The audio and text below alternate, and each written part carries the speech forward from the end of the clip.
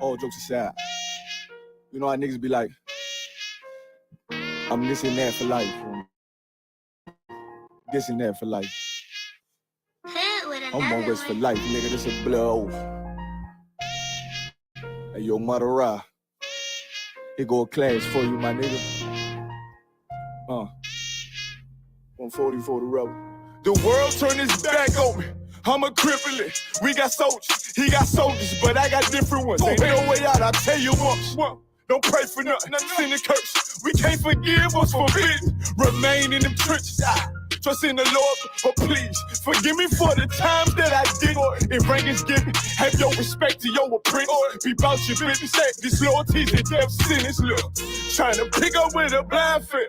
They said there'll be many mansions. I'm just grinding for my time share. Them devils ain't playing fair. They hunt you like Van Pelt. But ain't no getting out the game like Jumanji. You take that oath, it's a Dundee. They try to deal death to a priest. You won't make it out in one piece. So you can stand. Just make sure you got the heart. Say your name 3 times and it's death do us part. Look. So how you feel about this truth I done shown you? This ain't the life you think, little nigga. I should want. Even your own people go disown. And the Lord said they hate you for my name. So you better keep it on. Ain't no more guessing. Ain't no more questions. Make sure my election till I'm tucked away like George Jetson. Murder for capital, now it's murder at the Capitol. The world in amazement, we like fuck 'em, raise it. I pity those watching life as it goes by. Be giving mercy in this life, I don't know why. In pump smoke, never try to. The dead at home, my brother be the dead, it's all I don't. The photo, salute my nigga, salute my nigga. They like, how you stay focused? I told them I'm motivated cause of you, my nigga. Brotherhoods and weapons, still got weapons on the scene. Now I never do my niggas like Bishop did Raheem. Never mind in all beliefs, they under anesthesia. Shorty say she leave me, say she wanna let that love go. Told I let that love grow. But if I bring you to my bed, that's a blood So, how you feel about this truth I done shown? This ain't the life you think, little nigga. I should want. Even your own people gon' disown. And the Lord said they hate you for my name, so you better keep it on. Yeah.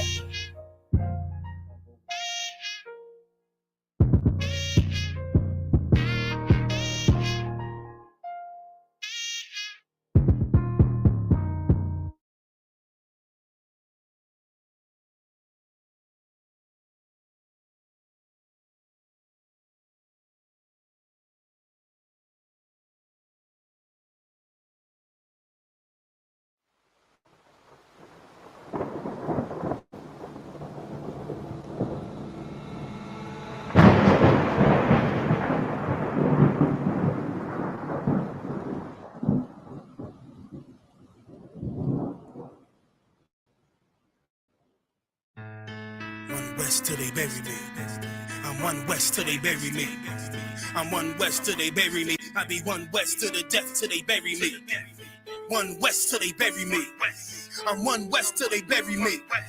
I'm one West till they bury me. I be one West to the death till they bury me. I be one West to the death till they bury me. They ain't scaring me. Rip the soul out of Pharisee. Speaking heresy and get you fucked up apparently. It's like they're daring me. I said chill, they ain't hearing me. They ain't listening. Every bar nitroglycerin. Hit your heart, bring it back to start, make you live again. Get them dividends, so we start getting ignorant. I be on that soldier shit. I told you shit phenomenal. Nah, but he a domino. So what you suckers trying to do? Rhyming comical, guess it's funny until I'm bombing you. Bring apocalypse to them pussy niggas that's popping shit. Team of all-stars. I coach him up like a Popovich. Fuck the politics and the lobbyists and apologists. They vagina, so we gon' check them like gynecologists. It's kinda obvious how the situation is ominous. The way I vomit this and regurgitate for the audience. They start applauding this cause the competition is fraudulent. From the era where niggas smoke you up like a parliament. The flow been stupid. Shit has gotten retarded since all the dominance of one West rising to prominence. Cause I be one West to the death till they bury me. I'm one West till they bury me. I be one West to the death till they bury me. I'm one West till they bury me. I be one West to the death till they bury me. I'm one West till they bury me. I be one West to the death till they bury me.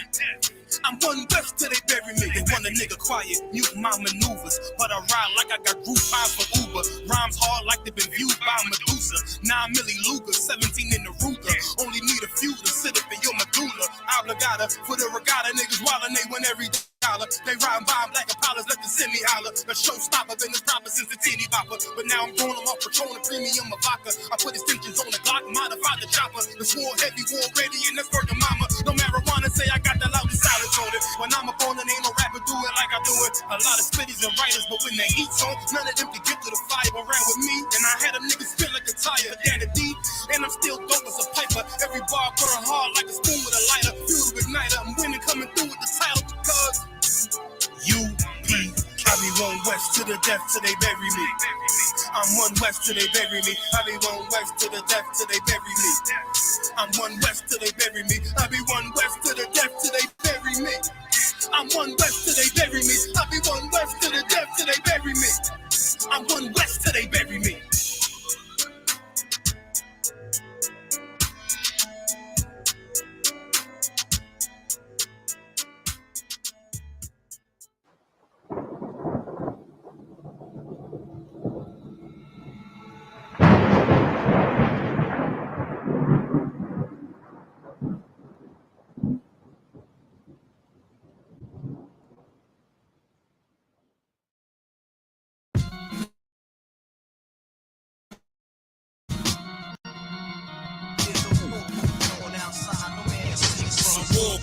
Outside, you in the crib, but the ball outside, I get it on outside. From the dusk to the dawn outside, so when I'm on outside, I'm catching wreck when they drawing outside. Cause it's a war outside, my sword drawn outside. This next caliber, you better be all outside. Cause it's a war outside, I get it on outside. You in the crib, but the ball outside, I get it on outside. That's a definite, cannonball wrecking shit, excellent. Rhyme rocket bombing like the president. I remain strong, King Kong with the prevalence. I show you exactly what we do, that's how I represent. Hardcore, heaven sent, chain off, hella bent. Throwing all black when they spot me like the leopard print. Oh, I got the braids in, shades on, made men. Cause we put in work, it's not the earth until they cave in. Walk strong, talk heavy, hold my own. You rock solid when we bout to leave the sword, the stone. Nigga, we warriors, hardcore, tracking the pride. To let the Hebrew speak, nigga, general eyes. And we talking super heavy, nigga, that's the surprise. With all scripture, street talk, word the captain the cod. Nigga, we blazing, ripping the mic with all facts, doing the knowledge to the max till we cracking the pavement. U.P.K. out of one West Harlem, nigga. We spring forward and they falling like it's autumn, nigga. Talking to all them niggas born in the mud. If you ain't feeling this, you call them slugged, and that's real. Oh, I get it, cat tie, war, they not of our kind. I get the order that is handle kind, not the one kind. Without a doubt in my mind, I'm finna stop and recline. Anybody that come against us, they should probably resign. It's a war going on outside, no man to safe from. I hate these niggas throwing shots, but can they take some? Christ says, sell out your garments to get a sword now.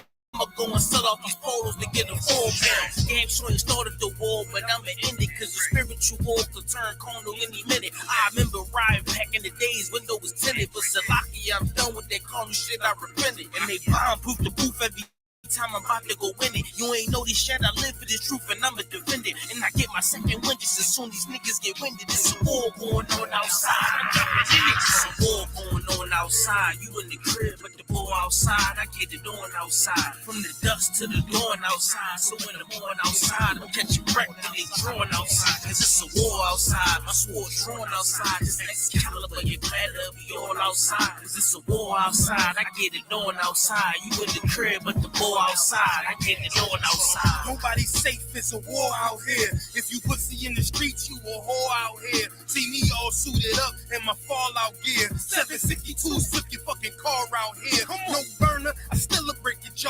out here. No fear, if you scared, get a motherfucking pit. Or sit up in the church, you a motherfucking bitch. I give you in the verse what I give you in a clip. It's 32 rounds of fire, it never quit. A lot of fuckery going down, so what's the purpose? Sick of hanging around these clowns, get out the circus. If you cross that line, then you get lit up. The worst is all black hearses, tinted with black curtains. Docs on site with medics and mad nurses. Leave us out your verses. You don't want that kind of war, ready for that bullshit, kinda like a matador. Get this kind of focus, you gon' need some Adderall, something just to lock you in behind them padded walls. They say I got some screws loose, and that's true too. Don't let me let them wolves through like it's a full moon. It's like I transform the booth to a war room. Come up with a strategy, maximizing your calories. Courage of King David, battling like a Maccabees. Find out who you think that nigga fought to him casually. Then proceed to bar his life away rapidly. Take a knee for your majesty. Take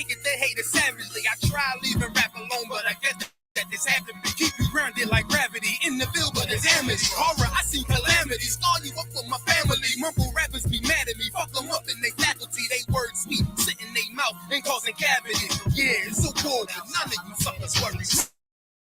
War going on outside, you in the crib, but the war outside, I get it on outside. From the dusk to the dawn outside, so when I'm on outside, I'm catching wreck when they drawn outside. Cause it's a war outside, my sword drawn outside. This Excalibur, you better be all outside. Cause it's a war outside, I get it on outside. You in the crib, but the war outside, I get it on outside.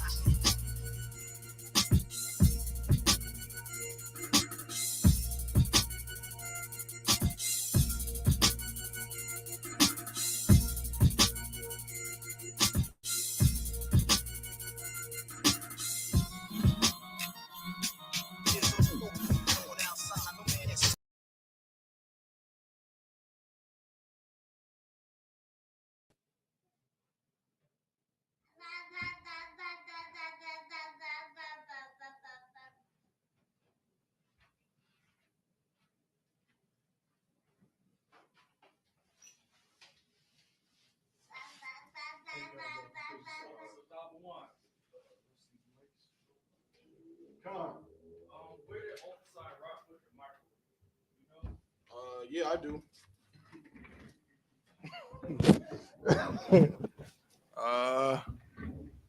About 6-7 minutes up the road. I'm saying this is not in here. Check. Yeah. Check. It's like y'all the one. You ready to go, sir? I'm ready to roll. Can y'all hear me? I'll come hear you just fine, sir. You got it. Loud and clear? 1, 2. Loud and clear. I don't want. Can you hear us in Durham? Con, I can hear you. Check the other Akim for me, Thought One Bubba Show. Come on. So Salaki can order Akim in the different zones: Jamaica, Bahamas, Charlotte. Can you hear Officer Zion? Bahamas. Isupk, come. Testing 1, 2, 1, 2. Kiawan, Jamaica. You hear Officer Zion Twab? Kiawan. Got one done, sir. Loud and clear. Everybody can hear me loud and clear? Come on, so you got it. Hearing it loud and clear too. Come on. Okay. Hearing it loud and clear.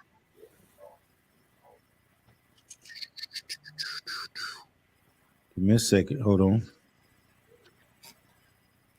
All right, clap it up. Get a Lord of hand. Most High in Christ. Shalom, Yahweh, Hashem Yahushua, Brakathum to the Akim. Shalom, Yahweh, Shemalathum, by Hashem Yahushua to the sisters. We are the I.S.U.P.K. Start out of 1 West, 125th Street, Harlem, New York, operating under Commanding General YAHANNA. In I.S.U.P.K, we teach the truth of the Bible. What is the truth? The so-called Black, Hispanic, and Native Indian are the Lord's chosen people that are spoken of in the Bible. You understand? Today, there's nothing more important that we go throughout this earth teaching the people the truth of the Bible and who we are and our heritage according to this history that we learn in the Bible. If you have a family member that you love and you cherish, please share these classes, spread it to them, inform them about the classes and the thing that you've learned about changing your life and being in this school. You understand?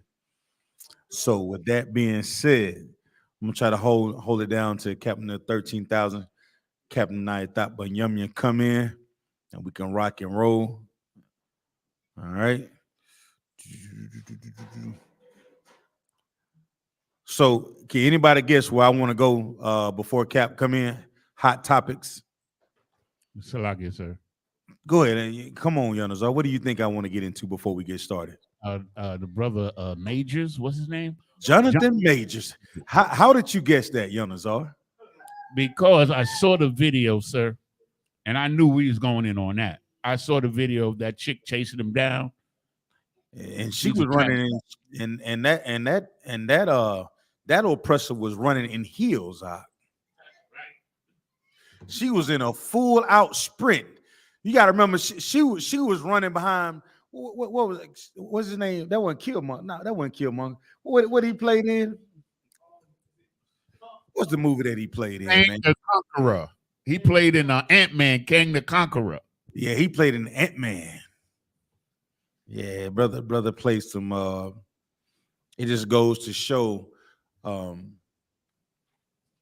You think you work your whole entire life to to learn how to be successful in his empire, do the right thing, go to school, get an education, learn how to read, write, finances, being able to act, all these things that you've sacrificed to become who you are on this earth.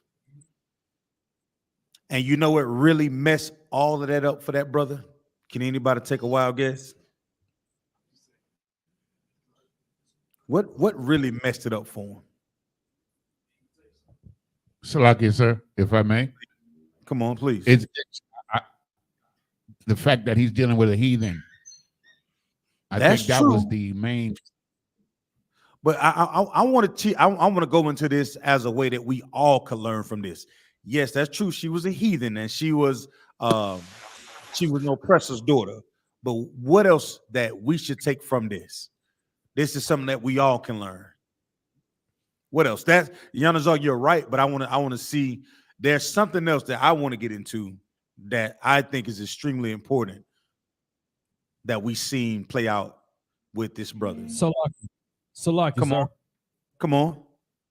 That we shouldn't deal with women above the nation except the nation of Israel, the 12 tribes. That's what I would true. say. But you're right. We should not do those things. I want to tell you, brothers, that you're wrong. You're absolutely right. We should not lay down with other nations. I want somebody to pull that scripture for me, right? Pull that scripture and hold it. I want you to pull that scripture for me, and we're gonna get to that. But there's another point that I want to explore, Bible Kushah. Can anybody else think of that point?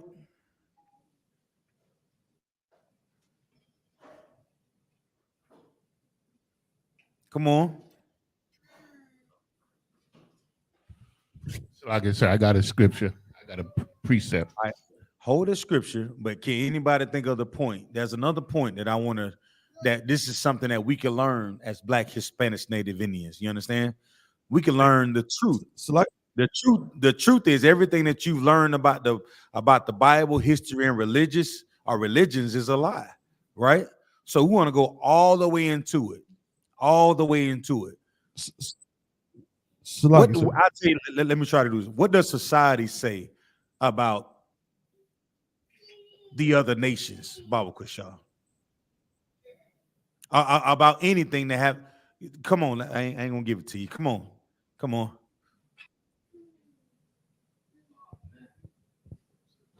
Salaki, sir. Come on. That they have more rights and they outrank us. No. Y'all want me to give it to you for time's sake? I was looking at it like this. Who you have sex with matters. Who you lay down with matters. Meaning this. That's right. The world says it doesn't, we know it's against the law to lay down with the other nations, but there is something else that happens. And Jeremiah Hyman went into this yesterday, and I was thinking it was so perfect. He should have just chose a better woman. That's right. Choose a better woman.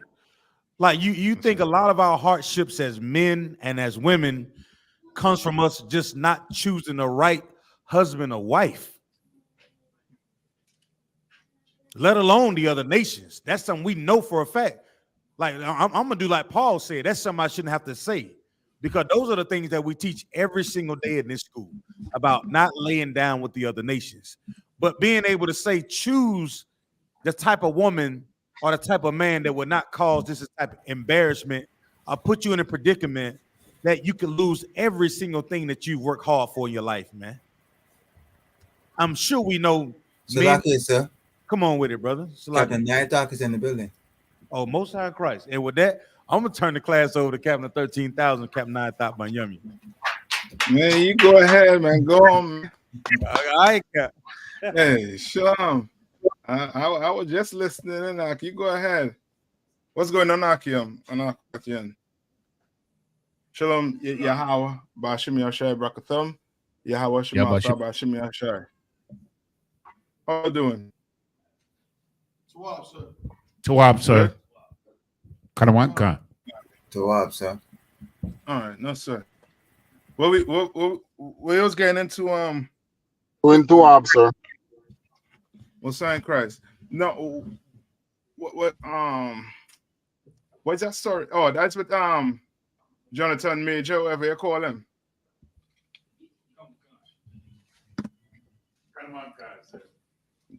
That's your brother. That's the brother who being a track star. I mean, yeah. As Zion was saying, I mean, we gonna have to choose better. We gonna have to be better. You understand? We're gonna have to definitely be better. And stories like this should let brothers out there know. You understand? That we gonna have to stick with each other. You know, you are black man, you go get a black sister, man. You go get a Hispanic or Native Indian woman. You understand? You go through the problems with her. You understand? These heathens, they don't understand you. They don't. Right? And before you know it, you're gonna be in jail, locked up, dead, or unalive. Because you don't make the wrong choices in life when it comes to marriage. Salaki, sir. Come on. I got a precept. Go ahead.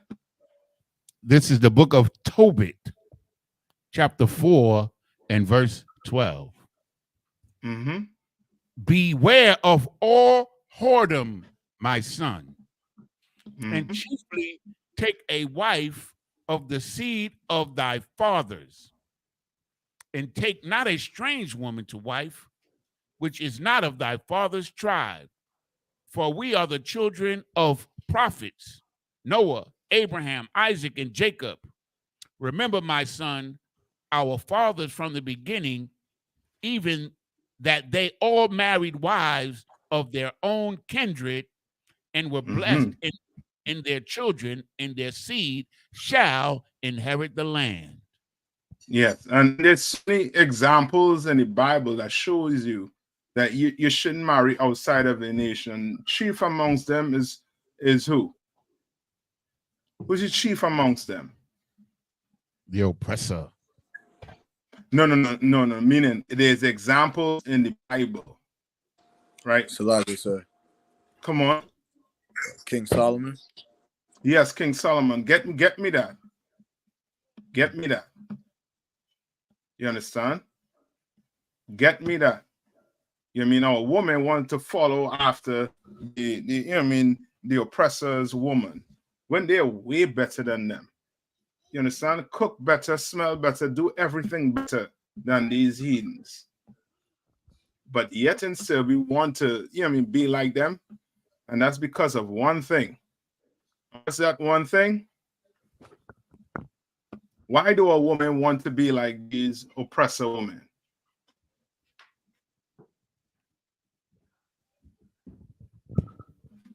Anybody? Salaki, come on. Because she thinks that the oppressor's woman is greater and gets more love and has more fun. Yes, in other words, what? She's better. No, she's not better. Salaki, remember, she. Come on. Salaki, sir, if I may, I was going to say because they see themselves, the oppressor sees them, the oppressor's woman, Salakia sees herself as superior, and they see themselves as inferior compared to them. Is that a good way to explain it? Okay, it's much simpler than that. You're remember the somebody look up the dull test for me. The dull test. Come on, Tabo one. Salaki, sir. Salaki. Who says Salaki? Well, all right, go ahead, Kawal. Is more so, it's not about the. Is it because they hate what they hate themselves? Is it self-hatred? Is why they envy the oppressor? Kind of like why a brother goes and gets a white woman as soon as he gets an NBA because he hates his mom and his sisters. Yes, that's it. That's the simplest. It's simple way to bring it. You know what I mean? We hate ourselves, and why do we hate ourselves? Like I said, Like it, sir. because we love our oppressor. Okay, what? You're not telling me why we hate ourselves. Like it, sir. What? We hate us, if I may, sir. We hate us. We hate ourselves because we've been taught to do so, and our, and our memory of who we are has been wiped from us. So we don't know who we are. So we have to accept what the world has taught us about ourselves. Okay. I'll take that. No, I'll take that. No, give me what I talk walk forward with Solomon.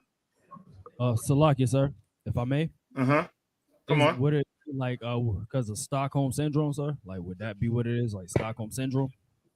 Yes, that is more along the part that I want to take it. We hate ourselves because we were destroyed by our oppressor. You understand? We were lynched, we were killed, and we are people who has not gotten what? We have not gotten justice for anything. You understand? So to black people, we don't understand justice. We don't know what justice is. We don't. Why? Because of the destruction that our oppressor has placed on us. All right. Now, give me with King Solomon. I got it, sir. Go ahead. This is the book of 1 Kings, chapter 11 and verse 1. But King Solomon loved many strange women. Right? Together, Solomon loved what? Many strange women. And these are your athletes, your entertainers. They love many strange women. Love them. You know, Jonathan, I think somebody was saying Jonathan Major made a statement that his genitals, right, is racist to his own kind. Correct me if I'm wrong. Anybody ever heard him said that? I hear that yet, sir. Let me see. Read on. And together with the daughters of Pharaoh, the women of the Moabites, Ammonites, Edomites, Zidonians, and Hittites. Right, and he basically running on what? What is he running on here? So like I said, the nations are the women that he was sleeping with. Yes. Yes. In other words, to simply put it, these are heathen women. These are non-Israelite women. You have a son, you teach him to love his own people. You teach him to love, basically Hispanics, Native, and Indian. You have a daughter, teach them, you're going to have to teach them these things. You understand? The walls is pumping out that Christianity, everything, and that dull test showed that. You understand? Read on. Verse 2. Of the nations concerning which the Lord said unto the children of Israel, ye shall not go in to them, neither shall they come in unto you. For surely they will turn away your heart after their gods. You understand? Solomon, and that's the root. That's the root of it. You talk to so many brothers and sisters, about who the Lord loves, and they don't want to believe it. And why they don't want to believe it? Because of what? Why do they want to believe that the Most High only love blacks, Hispanics, and Native Indians? Why? Salaki, sir. Come on. I would have to lay the blame at the door of Christianity, because they're the ones that taught us to love everybody and that we should love everybody. Yes, but So like it's come on. because they're scared. That they're scared that if that is the truth, then they would have to fight. They would have to stand with their own instead of being Martin Luther King's.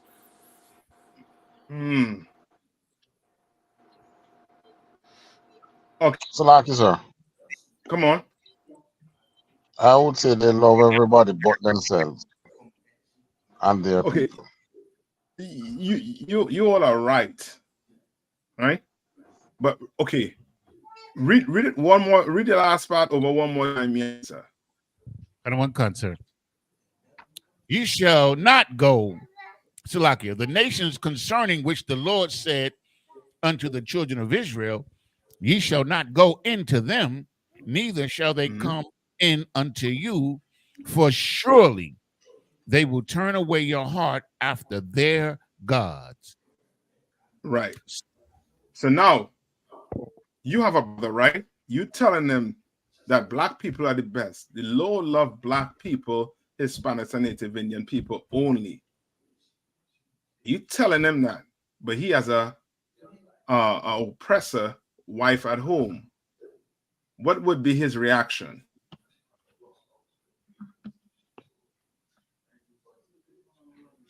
You talking about Solomon here, sir? No, I talk about brother. We know what happened to Solomon, right? Solomon went and did what? He went and followed after the woman and did what? Follow after their gods also too. All right? And that was the beginning of the fall. Come on.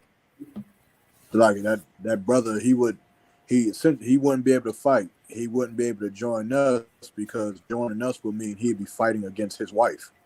And so yes, of course. So now he is saying what? He will not believe what you are bringing to him about God loving only blacks, Hispanics, and Native Indians because he has a oppressed wife at home. That's why so many battles you're going to get in with, and you're going to read it. You're going to be reading where it says Christ is black, but the brother just not agreeing with your message, with your delivery. Lo and behold, guess why he's not agreeing with your delivery? Because more than likely he has an oppressor. More than likely he has oppressor friends that he does not want to give up. You understand? Or his mom is what? Could be what? An oppressor. Or he. So now he's hearing what? God only love a specific people. So in his mind, what about my mom? What about my wife? What about my friend Karen? What about her? Or you know what I mean? Or John or Peter? Salakia, sir. Come on. If I may. After I found the truth, I was talking to two Christian persons, and when I started to break down the truth to them, they refused to accept that they were part of the chosen set of people. They were so brainwashed and so beaten down, they refused to believe that they could have been the chosen person. They just refused to believe it. They rejected it. Yeah. Because you're gonna sit down and you're gonna show them everything, all the evil that the oppressor did, but they won't believe it. And sometimes, as I say, it could be what? It could be the fact that that some oppressors in their life, and the Lord is trying to tell you that these oppressors, they are going to make you what? Want to be a Christian. A Christian. You understand? They're going to, because you love them so much, because you want to give your love to them so much, you are going to what? Believe in what? Christianity. All right? And the Lord don't want that. He doesn't. All right? Read on it, sir.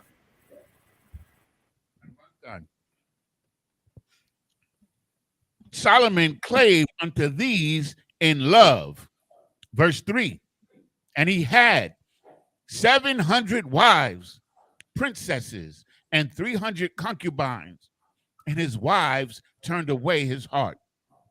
And his what? His wives turned away his heart. These heathen women turned away his heart. And guess what? He went about what? Building temples for their God. You understand? Like, it's always something you wanna zone in. Sometimes for a brother or sister might be the dietary law, or sometimes it might just simply be they just love oppressors. They have one at home, and that's the issue. You understand? Come on. So I got a question on the topic. Come on. If I could, sir. So how do we so with King Solomon, how do we reconcile that he was the wisest king, ever? He had all this wisdom. He was beloved. He was beloved. He was, he's, again, he's Christ. He's Christ before Christ came. Christ, was Solomon in one of his, incarnations before he was Christ. Correct, sir? So, like, I guess my question is like, why was King Solomon even allowed to be like around, like doing what he was doing? Were they doing like respecter of persons? Because like, if it was just me that had married some heathen at that time, wouldn't we? I would not have caught a spear through my back. But King Solomon married 400 of them, and he was just, okay. Don't think like that, because remember, for marrying a heathen is what's the law on marrying a heathen?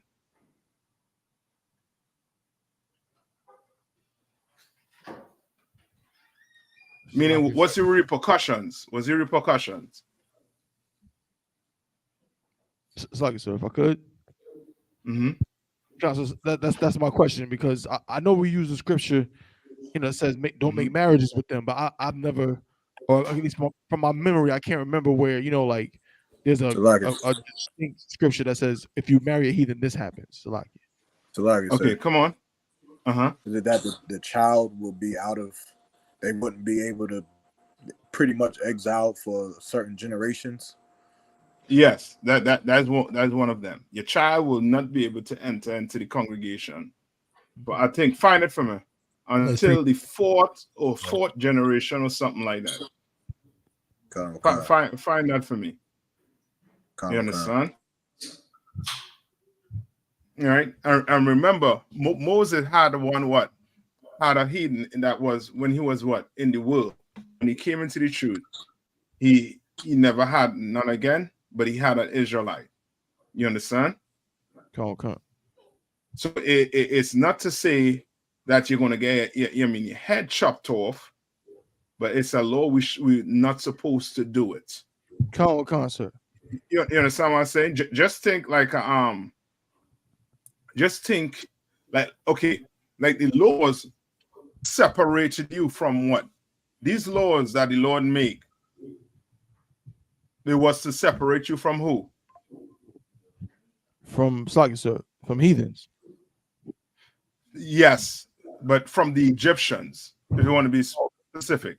Okay. You understand? Which is in essence the heathens, because everything what the Egyptians did back then, who's doing it today? America. Understand? That's why the Bible is the most sought after book on the planet Earth, because it's relevant today in 2023. It's relevant. You understand? All right? Now, who got it for me? Anybody find it? Deuteronomy 20. It's Deuteronomy 23:8. Go ahead.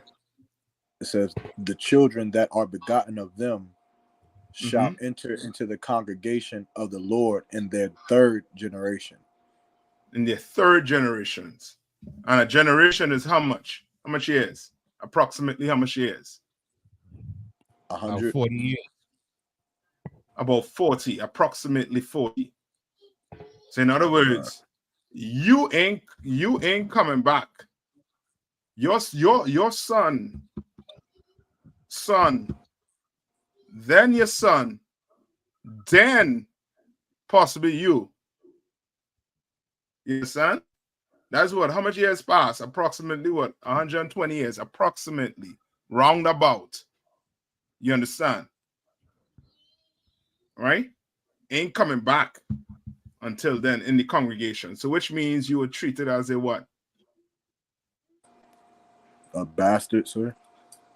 Yes. Or what you would consider a heathen. You were treated as a heathen. It was known that he was not supposed to be doing this, and he went off. That's why the Lord did what? What did the Lord do? Tabon, what did the Lord do to Solomon? So he basically he rent the kingdom from him. He split the kingdom, you know what I mean, and from he split the kingdom in two because of Solomon's actions. Yes. Come. So to let it be known what he did was what? Was wrong. He was not supposed to do it. There is a repercussion. And that's that's something, you don't want to mess with. You understand? Come on. What Thabawan had asked earlier, could we use this precept with a story in Esdras when Thabawan asked about how do you make sense of him being the wisest man to ever live, all his knowledge, but he was succumbed to women. But in the Apocrypha, first Esdras says the woman is more powerful than anything. So even it gives women, man, you gotta be careful. Like wisdom and knowledge is one thing, but all those wise men, they had answers, but the women was the strongest of all things. Yes, you're right. And I was coming to that also too, with what you said, Tabon, with Solomon being the wisest man on the earth at that time. You understand? But Christ was the wisest of them all. You understand? Right? Now Solomon, even though he was the wisest, what happened to him? And this is something you want to pay attention to. And this is something you got to, when I say pay attention to, meaning these stories in the Bible, we just can't take it lightly. The oppressor, he takes it as bedtime story that you tell his sons and the daughters. You understand? We live this. We live this life. So we have to take this in differently. We're going to accept this differently. You understand? Because we live it. Right? Now, come on. Would you say he got convinced? He got pulled out of the truth by those women? Yes, I'll take that. You understand? I'll take that. All right? I'll take that. Why? Which means what? Give me a precept. So like I said, where it says, "Give not your strength unto a woman." No. He didn't give his strength unto a woman. To give his strength unto a woman is basically you doing what? You catering to her. It was beyond that. It was a bad choice. He made a wrong choice like Jonathan Major. Like what's his name? Like Tiger Woods, like O.J. Simpson. So many more brothers and sisters, like what's that sister name? Serena Williams. Serena Williams. The other sister too, who into this politics. Forgot her name. Candace Owens. You understand? All right. No. Give me let me see if I could find it quick for you. Wait. It speaks about to that this race is not for the swiftest.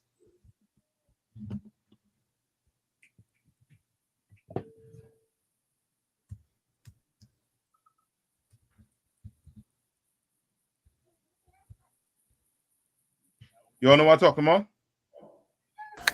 Carnival Khan, sir. I believe it's Ecclesiastes chapter 9 and 11. Go ahead and read it for me. So lucky. So I gotta try to find it. 1 second. Somebody pull it. You go down from you. I think something with your audio. I hear myself. Ecclesiastes 9 and 11. I got it, sir. Mm-hmm. This is the book of Ecclesiastes, chapter 9, verse 11. I returned and saw under the sun that the race is not to the swift, nor the battle to the strong, neither yet. Okay, what is it saying here?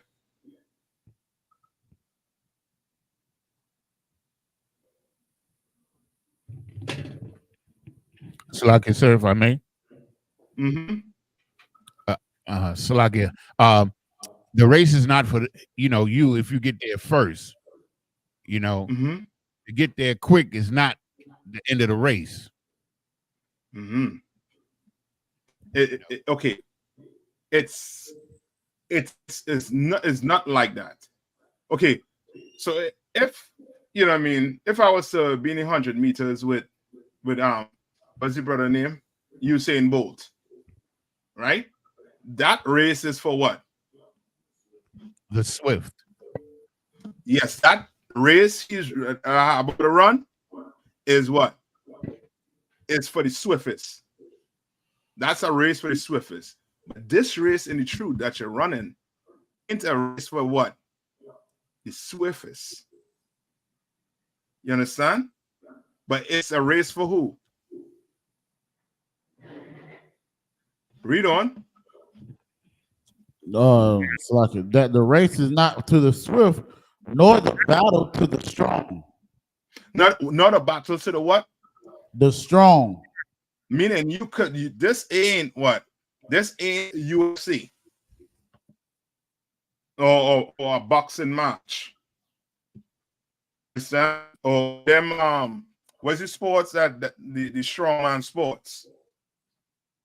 This ain't that type of race or that type of competition. Read on. Khan, neither yet bread to the wise. Neither what? Neither yet bread to the wise.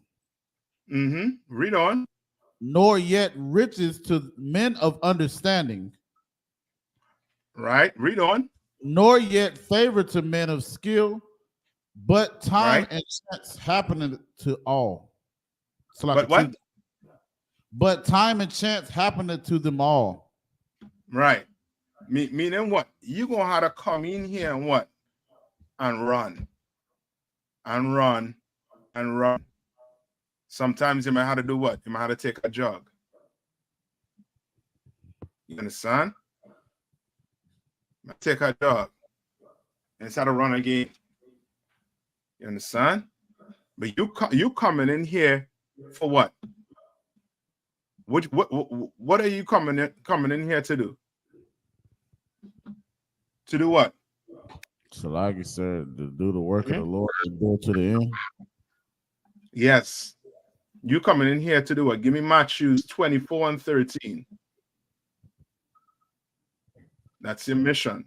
So like you said, if I may, so the first part of that where it says is not to the swift, like this would be a cut to the people that would be like, Christ ain't returned yet. They so rushing to get Christ's return, but we still got people on crack cocaine. We still got people living under bridges, living under, on park benches and things like that.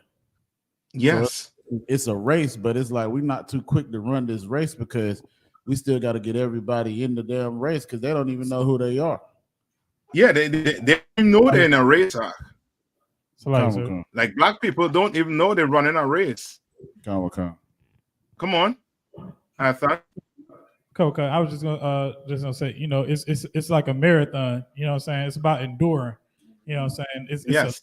It's a long run. You know what I'm saying? It's like yes, and there's so many examples also too in the Bible which show you what who didn't endure until the end. Let me see if you're with me. So, like I said, you repeat that last part. You said who they didn't join. Who did not endure until the end? So, like I said, come on. John the Baptist. So like you said, John. Did John come into the truth? Oh damn! Come on. Good night. Nah, he didn't. So like Yeah, come on. Endured. Judas. Hold on. Okay, add one. Can sir. Solomon. Yes. He didn't do until the end. You understand? He did not. Right? And we're going to show you, I'll show you that in the New Testament. And who again? So like I said, Moses didn't endure to the end either. Moses didn't. And who again? Judas, sir.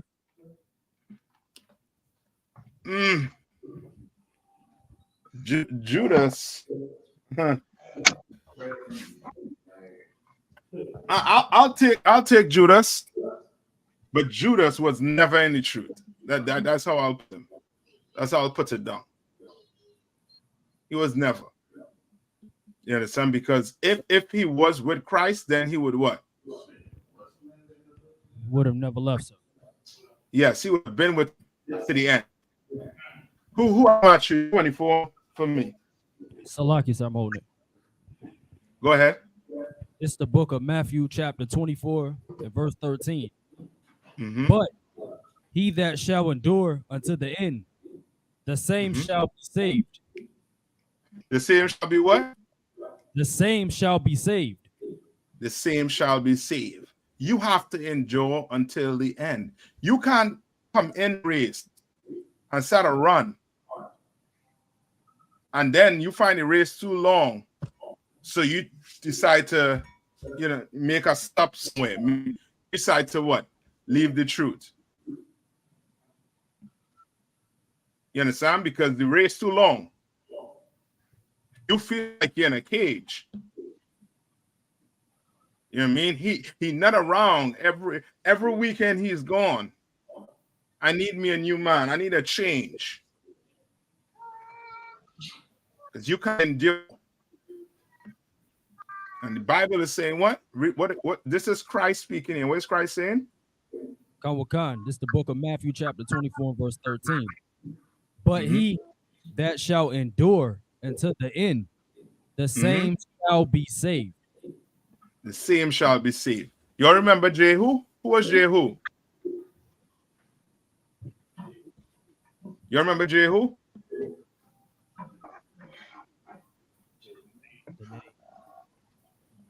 Look him up in Zondervan and see if they gave a brief history of Jehu. Right? He was one of the brothers who the priest called, and they put oil on his head. And the Lord told him, once you put oil on his head, leave him. Like vacate the room. Don't stay in there.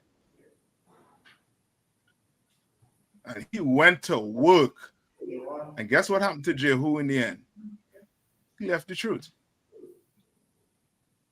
You understand? We're gonna have to endure until the end. And it's so much things you're gonna have to do. And why is it using the word endure? Why is it using the word endure? Salaki, sir. Is it like a spirit, like kind of like to persevere, like to suffer and go through, like yes, you gotta enjoy it. You're gonna be having what? Marital issues. You're gonna have to what? Endure that. Enjoy it. You understand? Don't be weak and be like, you know what? I'm give up. I'm gonna find me a new man. He doesn't love me. He doesn't do this. There are things put in place in this school where you could do what? Go get marriage counsel. You understand? You can simply get counsel on things that you're going through in life. You understand? Like you gotta endure until the end. Meaning this what you're walking in ain't no cakewalk. This ain't, you know what I mean? This ain't your Christianity where, you know what I mean, you can do anything anytime you feel like no, can't do that. It will come days when you want to stay home, but you want to get in that vehicle and head to the school because the school needs to be open. You're gonna have to do it. You understand? You're gonna have to do it. You're gonna have to endure. You understand? You sisters, you're gonna be working what 9 to 24 hours, and you're gonna have to come home and you're gonna prepare food for them brothers for the Sabbath service, for the high holy days. You're tired, but that is your job, and you're gonna get it done because it's needed. It's needed. You understand? And here, you're gonna have to do it. How many how was America built? How America came around? Salaki, sir. Come on. Rape, robbery, and murder. Yeah, we know that part of the history, but that's not part the so-called oppressor teaches his kids. What part they teach their kids?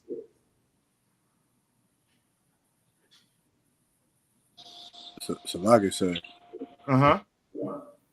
They had to fight. They had to fight for liberty and justice. Yeah. Give me the Declaration of Independence. Give me that. Give me that. You understand? They had to go to war, which means what? What happens when you go to war? So like I said,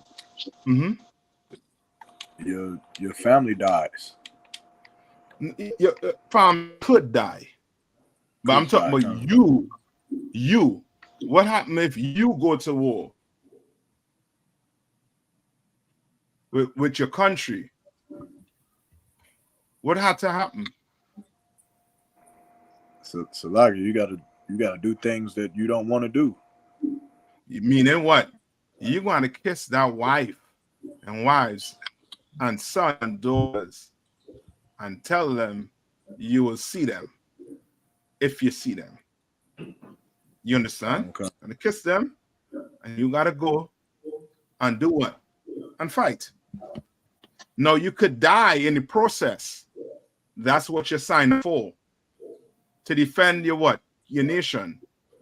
It's a what? It's a sacrifice you're making. You understand?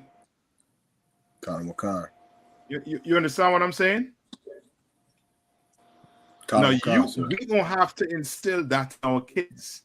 We're gonna have to instill that in our wives. You're gonna have to instill that sacrifice, that the means of sacrifice in them, to know that they're gonna have to what? Either sacrifice what? Time.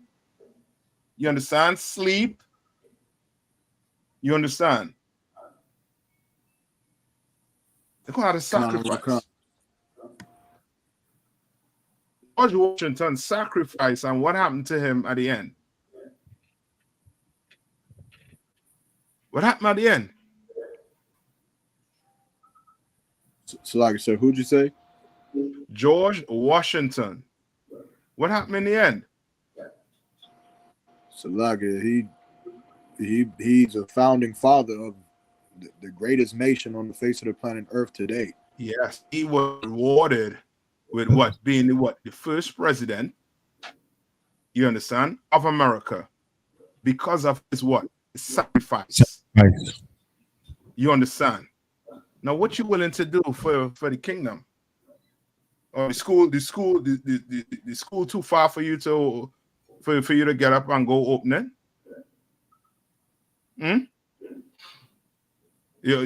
You crying because your husband, you didn't see your husband in 2 days. You didn't spend any time with me. Go ask George Washington's wife how many months she went without seeing her husband. You understand? You want to say you're better than the oppressor woman, and you can't go 1 day without your husband? Salaki, 1 minute, 1 second without him?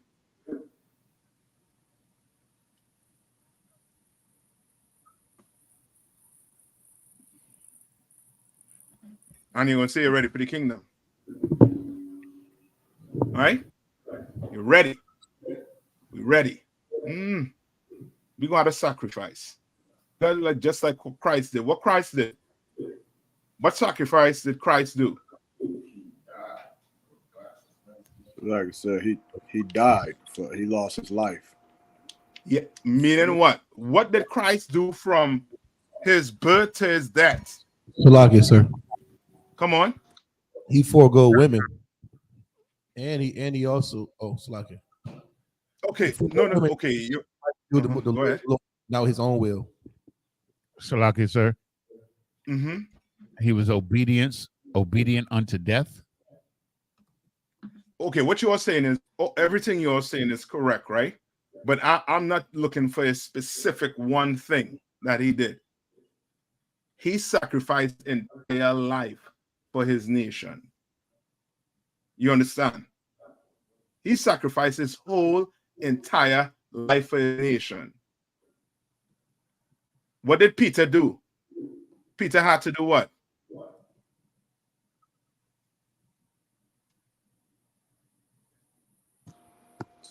So like I said, come on. When he denied Christ, no. It's no. Go ahead. You mean when he cut the ear off the centurion? No. Yo, I take you all in the forest and I lost you all, but he had to pick up where Yahushua left off. Okay, come on. Like I think Peter was the only one. He had a wife, so he had to sacrifice just as on his level, just as much as Christ. He had to follow Christ and sacrifice everything, his life. No, Yanata, you on point. You get into it. Peter was a what? A fisherman. That was Peter's job, right? That was his slavery, right? He go there and cast his net and what? Bring in fish. That was that what was paying the bills, right? When Christ came on the scene, they had to what? Because the nation, what the condition the nation was in, each brother had to sacrifice a certain way. You understand? And it had to be nigh onto extreme with the sacrifice. You understand? Right? We're gonna get into some of it. But who's holding what for me? Anybody find the declaration?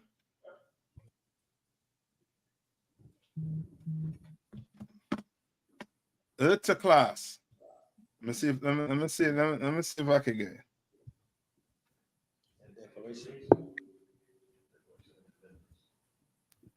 So you said a Declaration of Independence? Yeah, or whichever one it says where you say I forget. Let's see if I pull it up here. Hold on. I'll get it just now.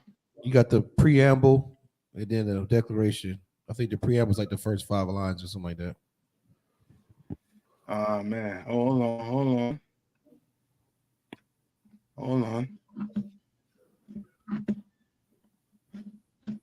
1 minute. Let's see if I can pull it up on the screen here for you.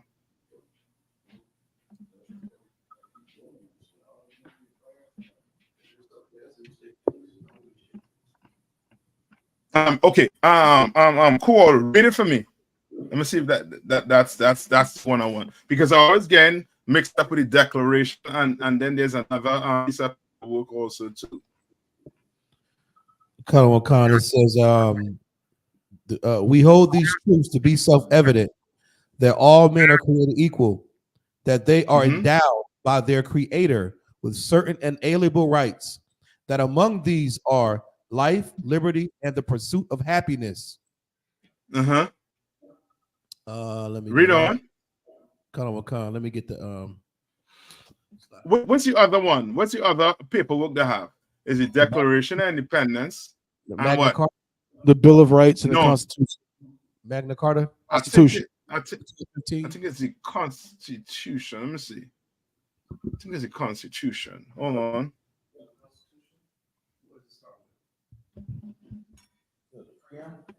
Hold on. Hold on. Yeah, sorry, if I'm not mistaken, the Constitution has all the amendments and all that. Okay. He's talking about the Emancipation Proclamation. Which one is the what I call that one? No. Is the one where it says that how it goes. Man, I always getting mixed up with this, man. Is it the one with the amendment, sir? Like, got the amendment for slavery, where it says that slavery is outlawed except for they're prisoners. No. Not that one. No, not that one. Come on, man. Hold on. I'm gonna find it for you. I know that.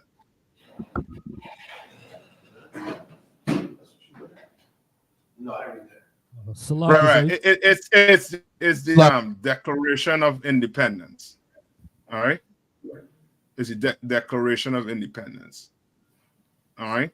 Now, for you to even be able to write this, what have to happen? Salaki, sir. You got to understand the importance of your family or your nation. Yes, but what has to happen though? Salaki, sir. Come on. You have to go to war.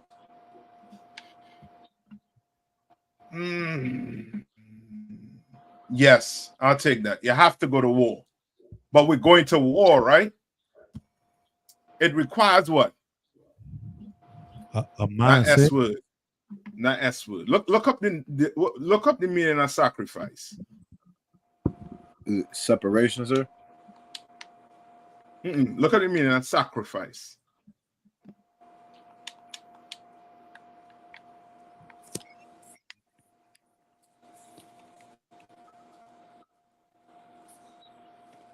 Because in war, well, what did the Bible say about war?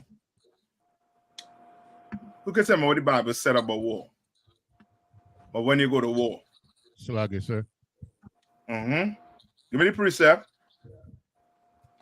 I don't remember the precept exactly where it is.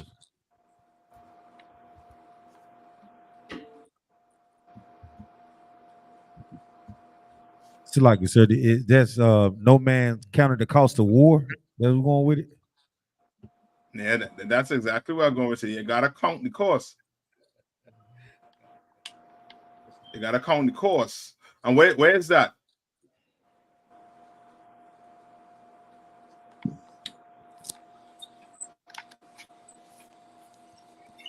Yes, and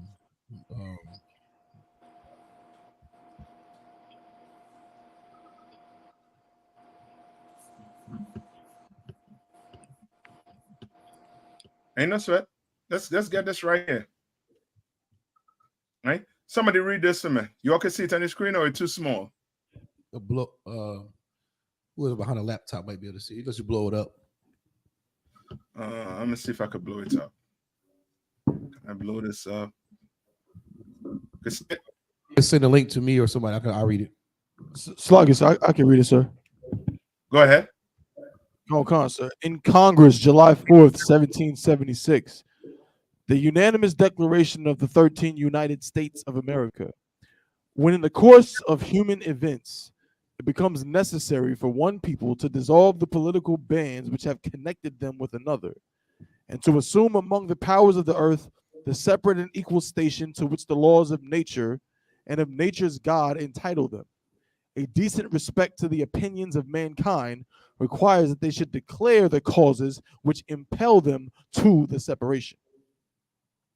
Keep going. Right. Wait, what is it saying? Salagi, sir.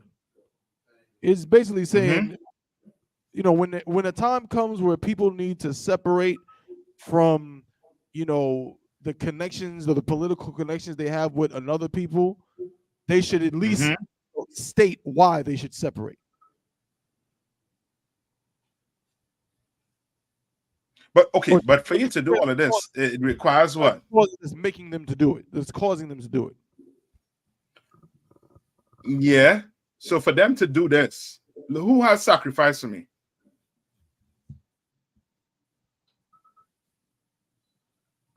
What the definition? Come on.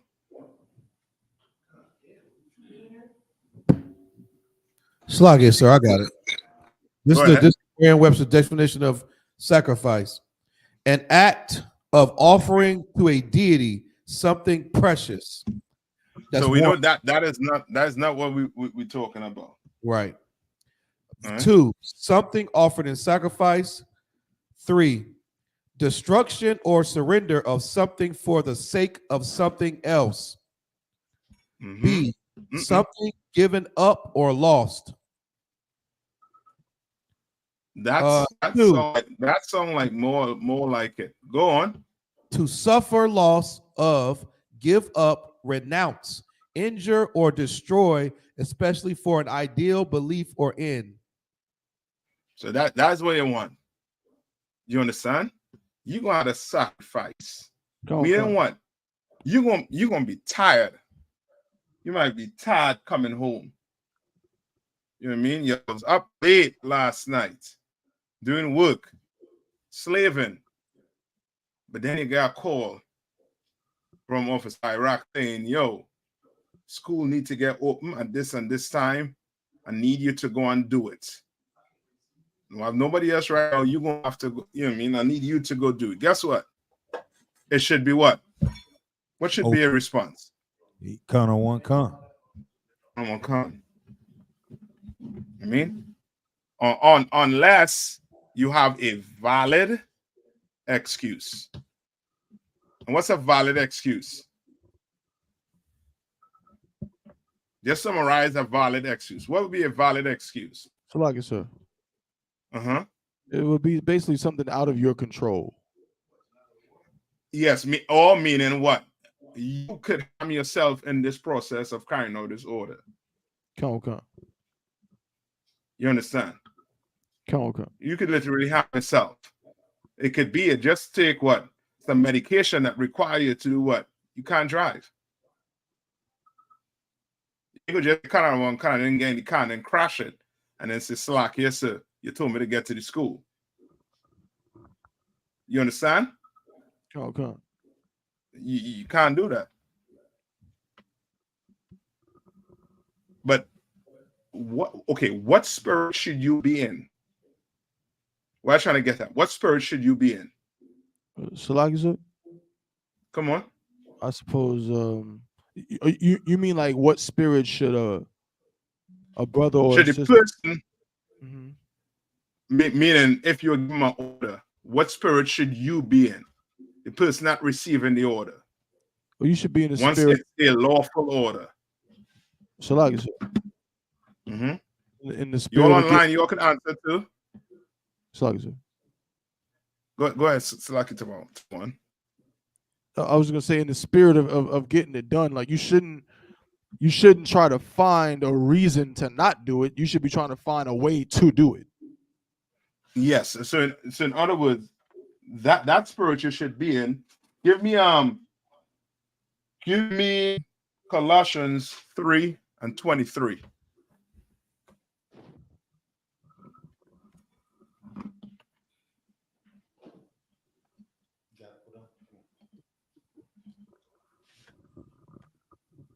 All right. So like I said, come on. It's Colossians chapter 3, verse 23. And whatsoever you do, Do it heartily. Do it as what? to the Lord. Heartily. What does heartily means?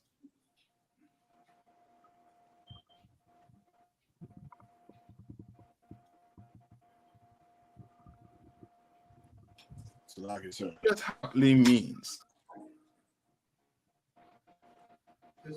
This is the definition of heartily.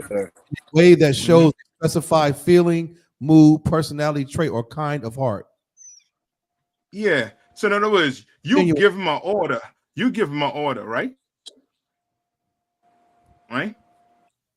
How should you receive it?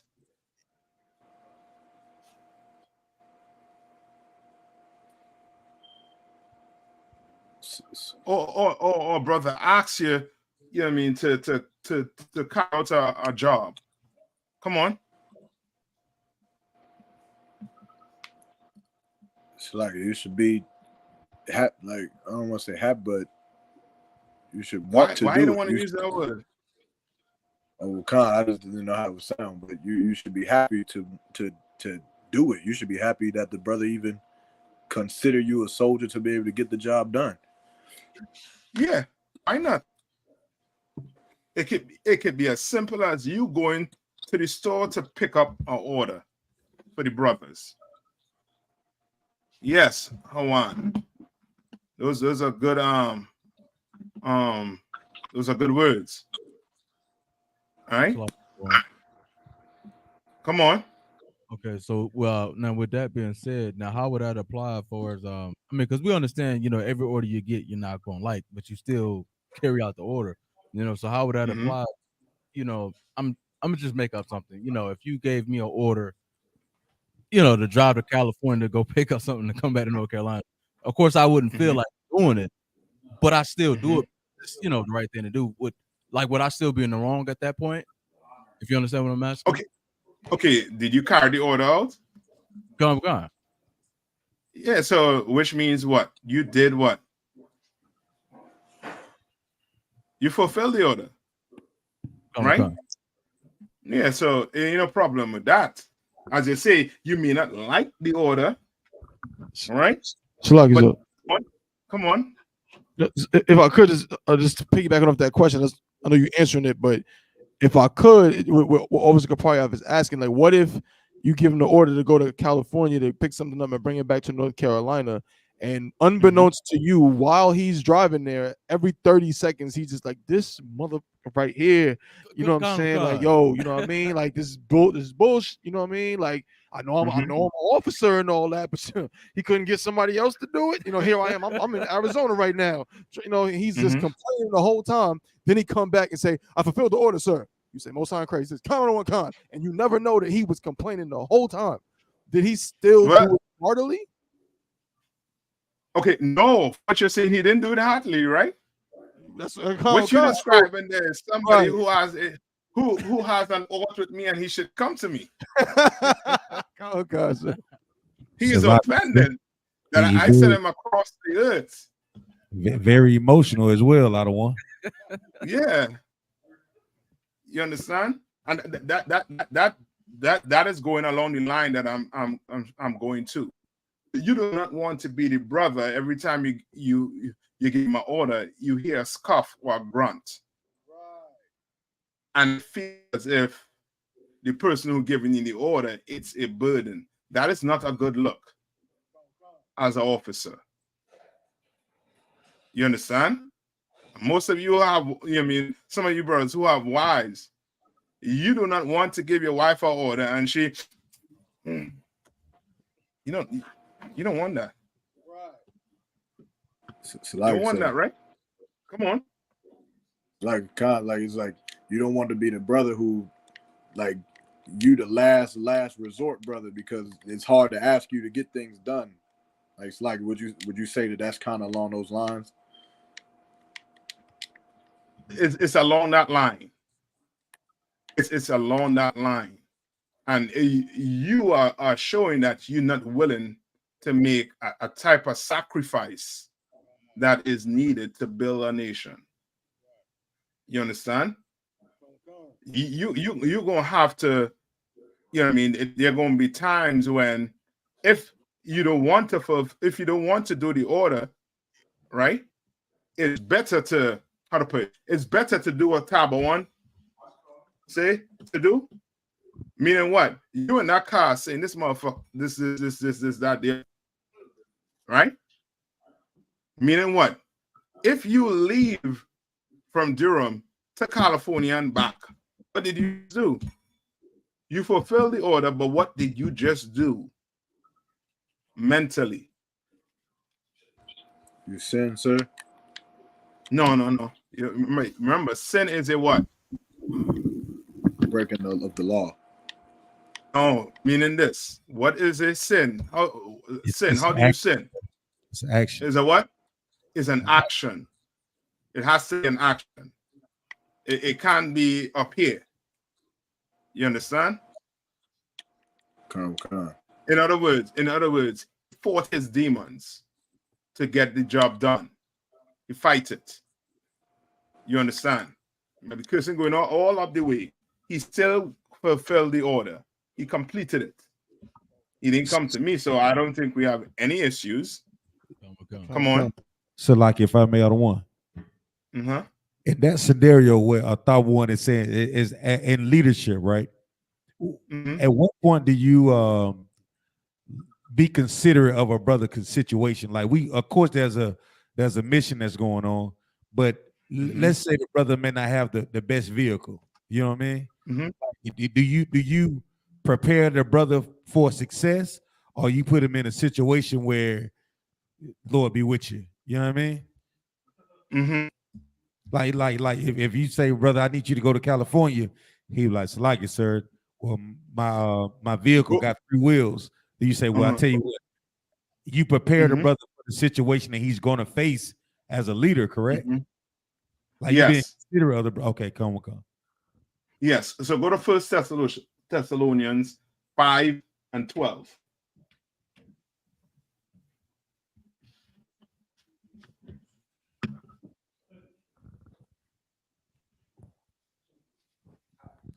Salakia, so you said 1 Thessalonians 5 and 12?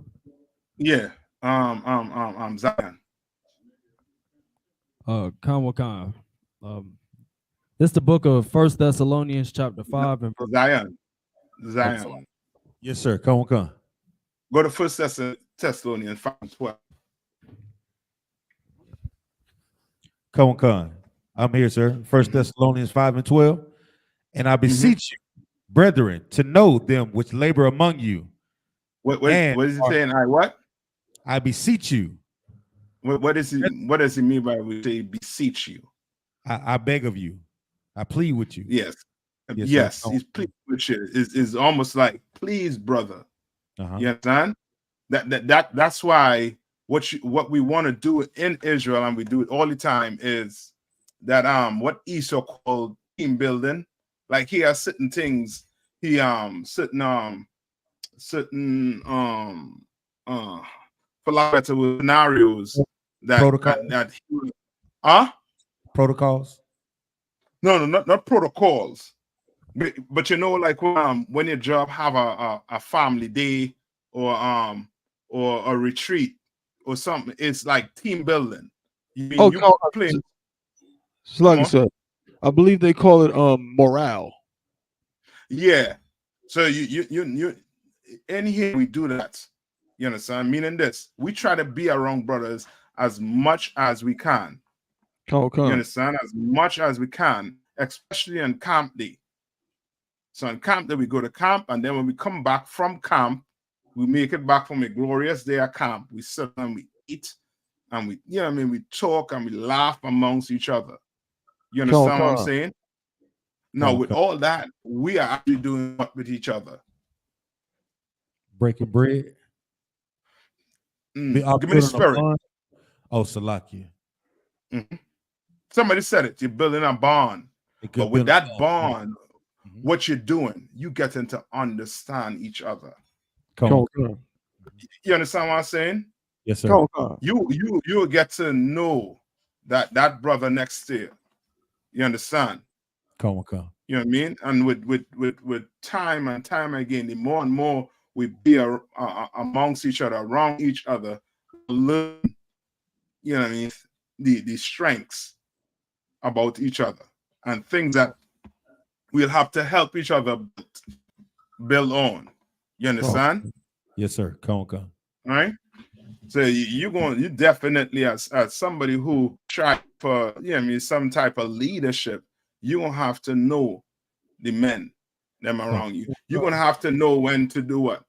When sometimes it may be too much. He may not deserve a firm check-in.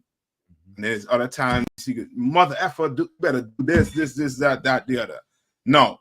Is that the right way to talk to our brother? No. I'm not saying to talk to our brother like that. But sometimes the situation may call for it. You understand? To try and, you know what I mean, get that brother. It's like instead of using your hand and what? Shaking them. You understand? What you're saying is supposed to shake him. You understand? Meaning wake him up. You understand? Come on. All right. So you all don't go wrong saying, mother effer, go pick this up for me. Because that brother tell me you're doing that, we'll be in some problems. Right. You understand? All right. Okay. Who have it for me now?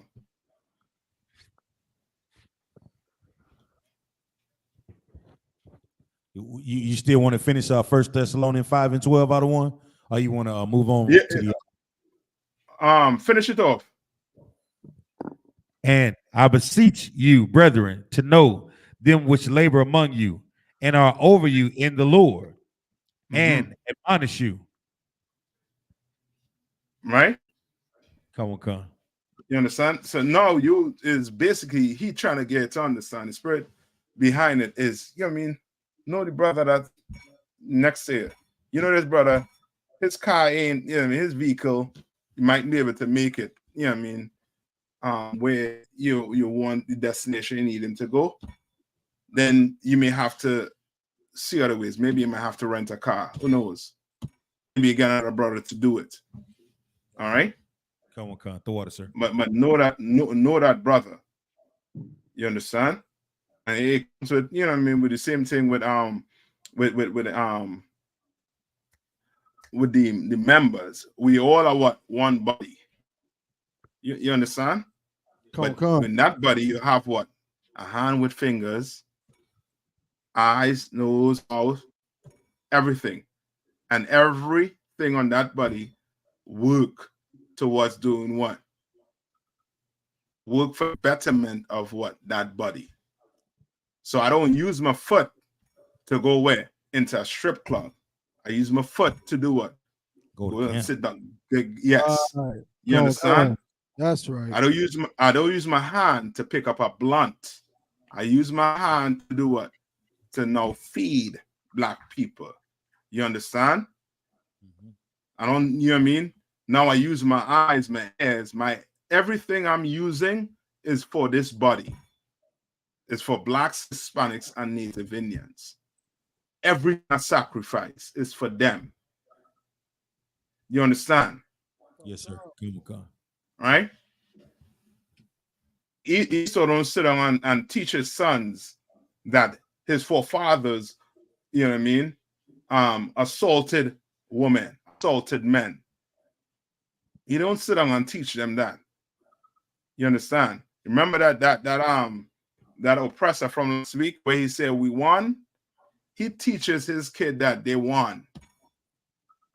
You understand? And what they do to win, the sacrifices they had to go through to win.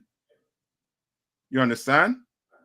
But we now will teach our kids what happened to us and who our enemy is and what we should do as blacks, Hispanics, and Native Indian so that never happens to us and that we grow into a mighty nation. You understand? And it's going to require what? Lots of sacrifice. You understand? Go talk to your doctors. Go talk to your lawyers. How do you think they became doctors? How do you think they became lawyers? What do you think they had to do? They had what? What you will call what? Sleepless nights. You understand? Up late at night. studying, going to classes. Like, you know how to do it. You understand? Or else, guess what? Guess what's gonna happen? Like like just just a simple scenario. Let's use school as an example, right? Let's use this school as an example.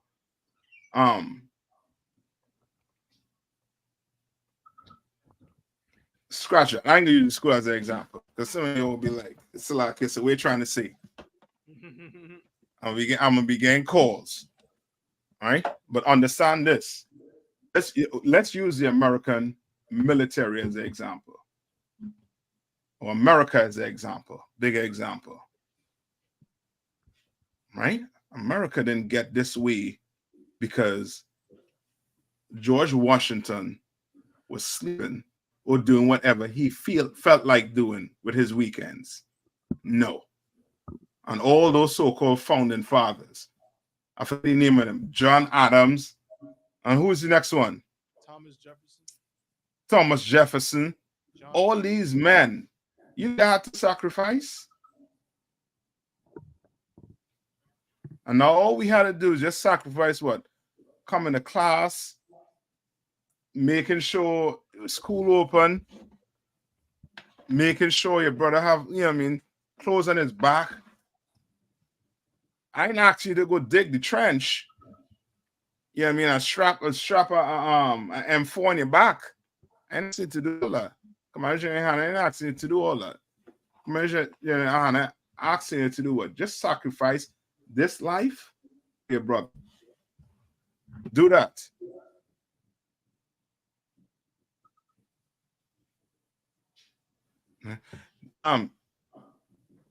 Tabo, read this for me here.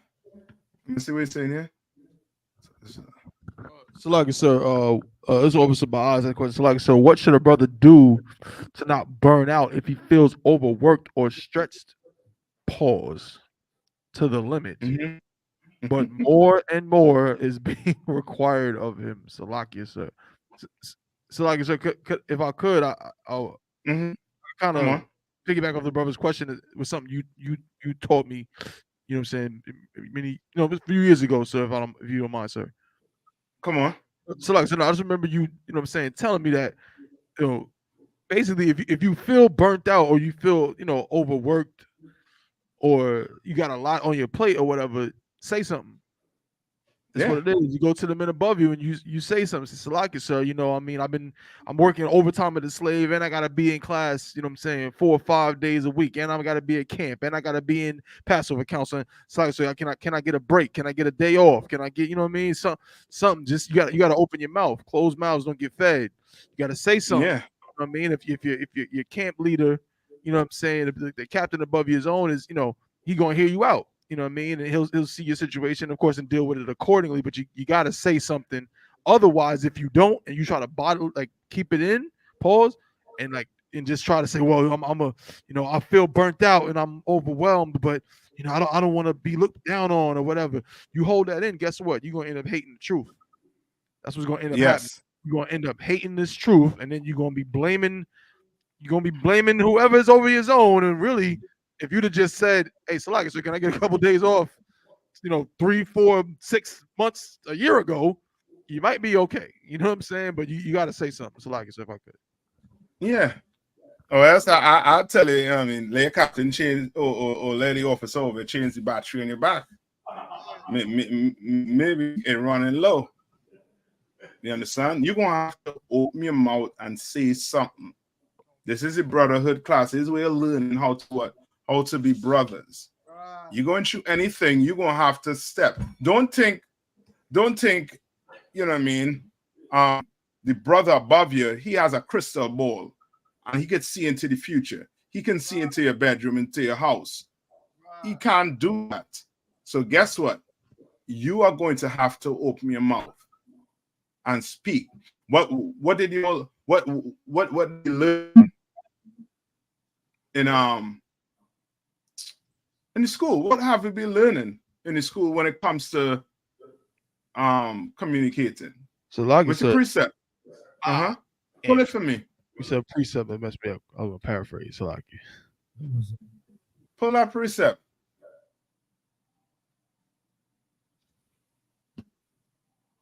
so like I said, I believe it's Hebrews 13 and 16. Come on. Come. But to do good and to communicate, forget not. Yes, For that's with it. sacrifices, the Most High is well pleased. With what? For with such sacrifices, the Most High is well pleased. You understand? It's because it's okay. It's almost difficult. It's almost how to put it. I always say it's not difficult, but it's that pride in that sometimes in a man that makes him think if he goes to the man above him, his camp leader, and tell him, explain to him his situation, he believes his camp leader is going to look at him as being weak. You understand? But I ain't, you know what I mean? If you have a valid reason, then we could talk about it and we could make sure things put in place to help you out. You understand? Come on. It's like if I could, I had a question. It's kind of on this topic, but different a little bit. But like, come on. Like, in the truth, obviously, brothers in here is like working. Is for the kingdom, and with that, we want to gain rank and we want more responsibilities and we want to be trusted and all of those good things. But like say a brother is having like problems at home, like let's say his women, his wives or his wife, and like say it's brother A has the mindset that, hey, every time this woman calls me a B, I'm calling Cap, I'm calling for counsel.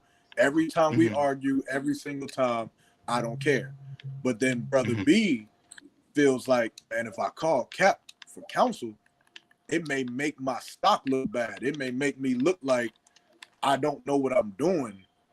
And he may not rank me up because I keep calling for counsel about fighting with my rib and this, that, and the third. Like, what like for one, is brother A mindset better to have, or what would you just say to that, Salaki? Oh, it depends on the situation. You know, so it depends on the situation. That's why you're gonna have to do what? You're gonna pick the phone up and make that call. It depends on the situation. It really depends. I can't, tell you, you got to give me a specific example for me to, really, explain it to you. But other than that, the most I could say is, come on. So like basically, I guess simpler is there ever a time where a brother may need counsel and just chooses to not get it for the sake to save his face? Okay. If it's saying it like that, you're saying he's saving his face. That's not saving his face, because he is in a situation that he does not know how to control. So if you're in a situation that don't know how to control it, but in your mind you're thinking, well, Cap or or your camp leader going to look down on you, then you might, you may just want to, basically dig yourself in. And pray everything go, Or them Christians say pray that everything go well with you. You understand? But the Bible say you're gonna have to communicate. You don't communicate these things. Of course, you hiding it from me, but I'm telling you, it's going to come to light. You can't hide issues. Like small little things, simple things you might be able to, hide. But just know them small little things do what? Small little things what? Grow into bigger ones. Salaki, pause. Yes, it's adding up. And before you know it, the cops at your door because you don't put your hands around that woman's neck. Or she done hit you across the head with that frying pan. Or pour hot water on you while you're sleeping. You understand? you better come get that counsel that you need. All right. Where we was at? Did we finish Colossians 3 and 23 to 24?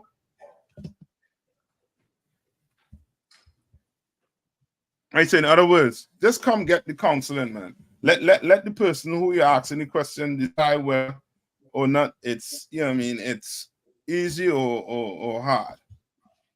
You understand? The mere fact that you're going through issues in your house is because more than likely, yeah, I mean, you need some help. You might need some marriage counseling. School has that for you. You know what I mean, at your disposal. Come on. Why are the Colossians, man?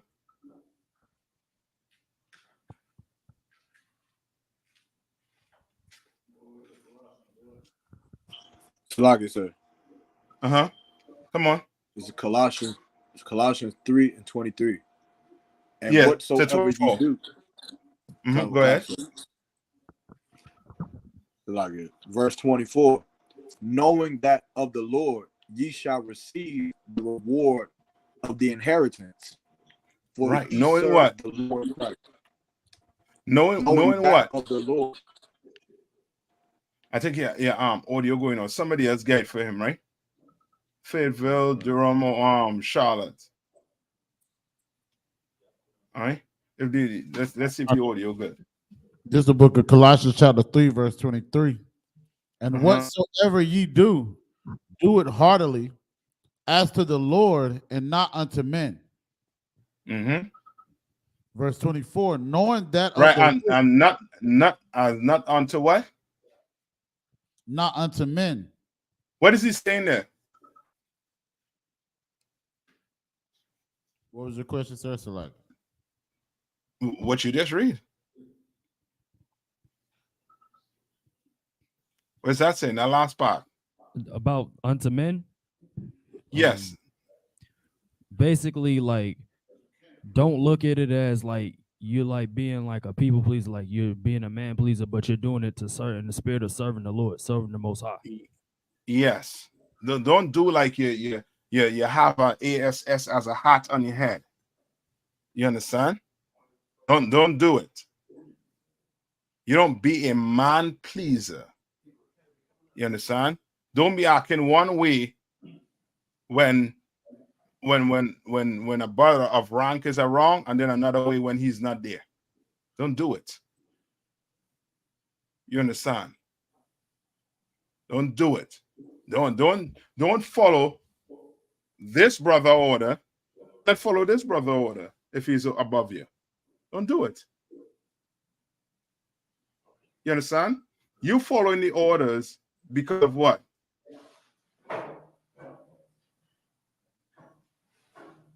Why are you following the order? Why? I should say, why are you doing this work? Is it to prove your grandmother wrong? Your mother? Why are you doing the work? So, like I said, to please the Lord. That's what you should be doing. You should be doing this work to what is the Lord. You understand? Come. And now, when somebody give you an order or you're told to get something, you're not looking at it as if you're doing what? You getting this for this person. You're getting it because of what? Because of what? To serve the Lord, sir. Yes, you're doing it as if the Lord tell you to do it. You understand? You those of you and I, that's not what you want. When you give your wife an order, you don't want her to follow it as if the Lord told her to do it.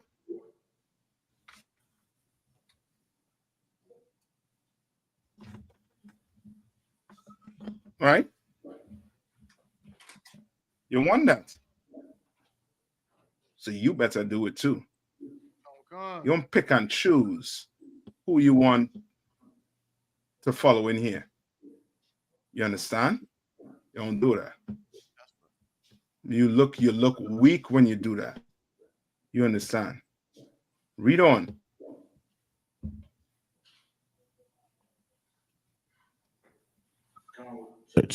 Con, verse 24.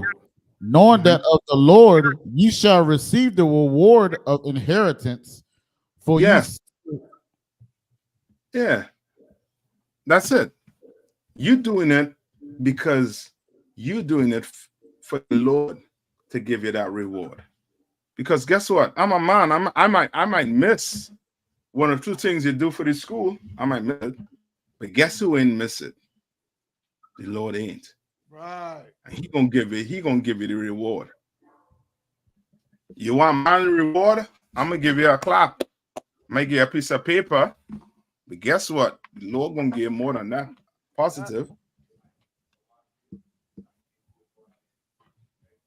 All right, read on. Con. Verse 25. So like for ye serve the Lord Christ. Verse 25. But he that doeth wrong shall receive the wrong which he have done, and there is no respect of persons. And there's what? No respect of persons. He had no respect of person. LeBron James could come in here and he's going to have to do what? Sweep the floor. You tell him, yo, pack them chairs up, brother.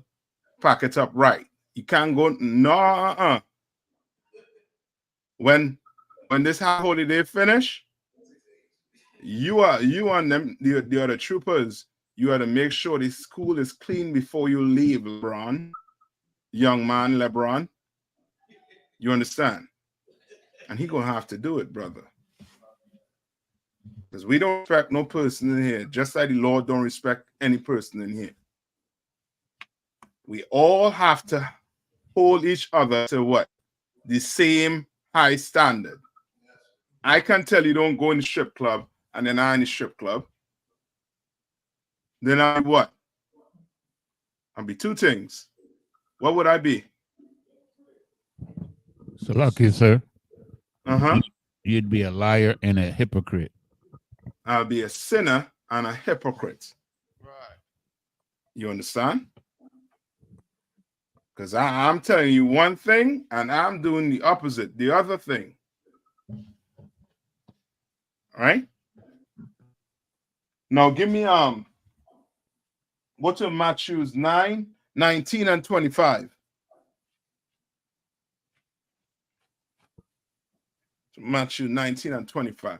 I had this video I wanted to show you all last week about this feminism BS. I think before I finish, I'm gonna run through it with you all. Salakia, so you said Matthew 19 and 25? Mm-hmm. Okay, I'm holding it, sir, for you. Go ahead. This the book of Matthew, chapter 19 and verse 25. When his disciples heard it, they were exceedingly amazed, saying, who then can be saved? Who then can be what? Who then can be saved? Read on. Verse 26. But Yahushua beheld them and said unto them, with men this is impossible. No, hold on. You at Matthew 19 and 25? Come, sir. Okay. I'll be low. Hold on. Bear with me.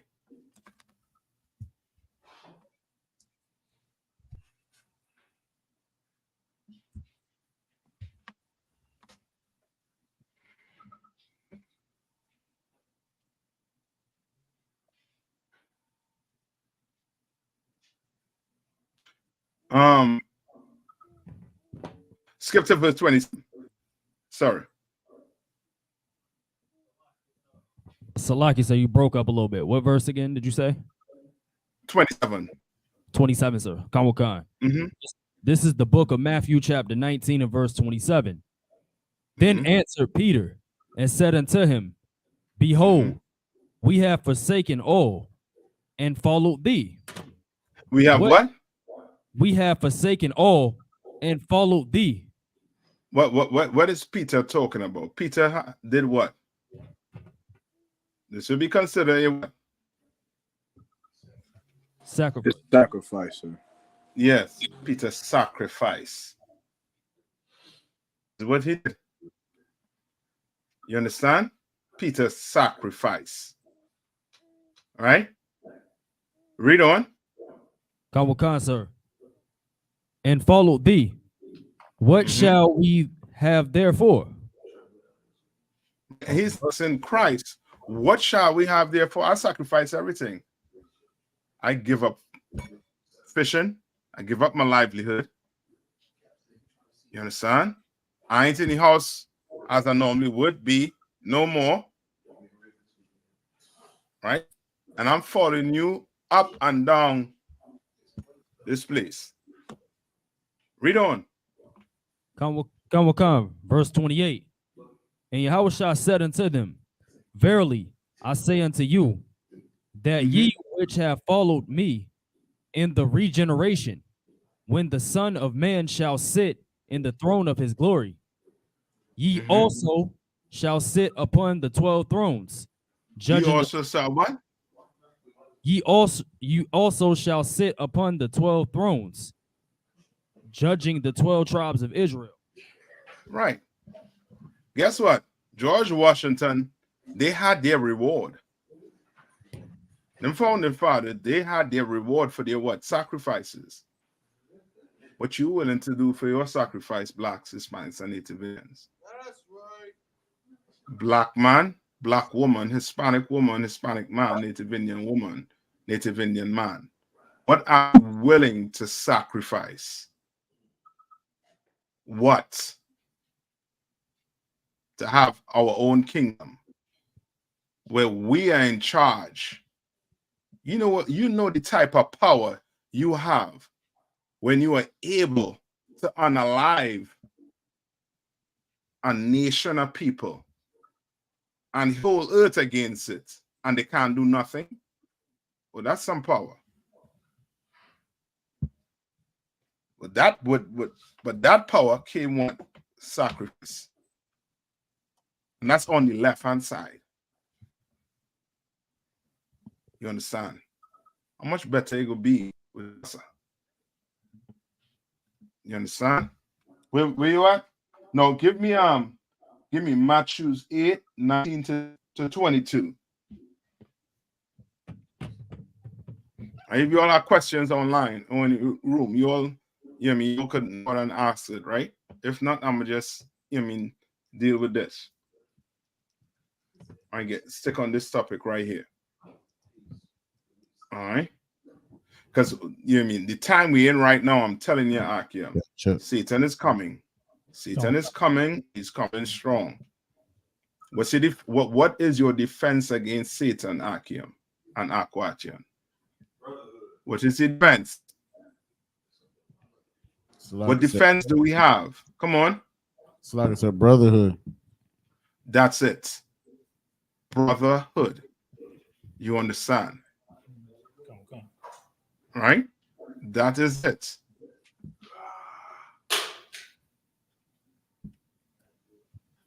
Sorry. All right. Come. All right. Said Matthew 8:19. Yeah, Matthew 8:19 to 22. This is the book of Matthew, chapter 8, verse 19. And a certain scribe came and said unto him, Master, I will follow thee whithersoever thou goest. Verse 1. And Yahushua said unto him, the foxes have holes, and the birds of the air have nests, but the Son of Man hath not where to lay his head. What is Christ telling us? So like it, so he's naming these different animals that have homes, but he's saying himself does not have a humble abode. Okay, yes, you're right. But tell me what Christ is explaining to him. Salaki, sir. He's explaining to him that if he was to follow Christ, that he ain't gonna have nothing, that he's gonna just have to have, the faith to follow Christ, and the material things that he might have, he's not gonna have anymore. Good. I'll take that. But come on. I think Zion. Go ahead. Come on, he explaining to him about the sacrifices that he would have to make if push comes to shove. The sacrifice. Okay, okay. Bring me home. Paint that sacrifice for me. Come on, being the fact that you may not get any rest. You may not have the perfect bed or the perfect home that you know that most people would have if they're not doing this work. And in doing this work, it's going to require some sacrifice. So you may not have a place to lay your head. You have a place to lay your head, but it may not be the place you would, you know what I'm saying, that most people would do. Doing this work, there may be times where that you may have to learn to do more with less, if I may. So like, sir, be uncomfortable. Learn to be that's it. Learn to be comfortable in being uncomfortable. Yeah, basically. Yeah, I mean, most of you all learn that. I mean, first day in Hebrew Academy, you learn that. You learn how to be uncomfortable at the same time too. You understand? You learn that quick, right? Read that one more time for me. The book of Matthew, chapter 8, verse you want 19 or 20 other one? Start from the top. We say birds. Yeah. Starting from the top. And a certain scribe came and said unto him, Master, I will follow thee whithersoever thou goest. Verse 20. Yahushua said unto him, the foxes have holes, and the birds of the air have nests, but the Son of Man have not where to lay his head.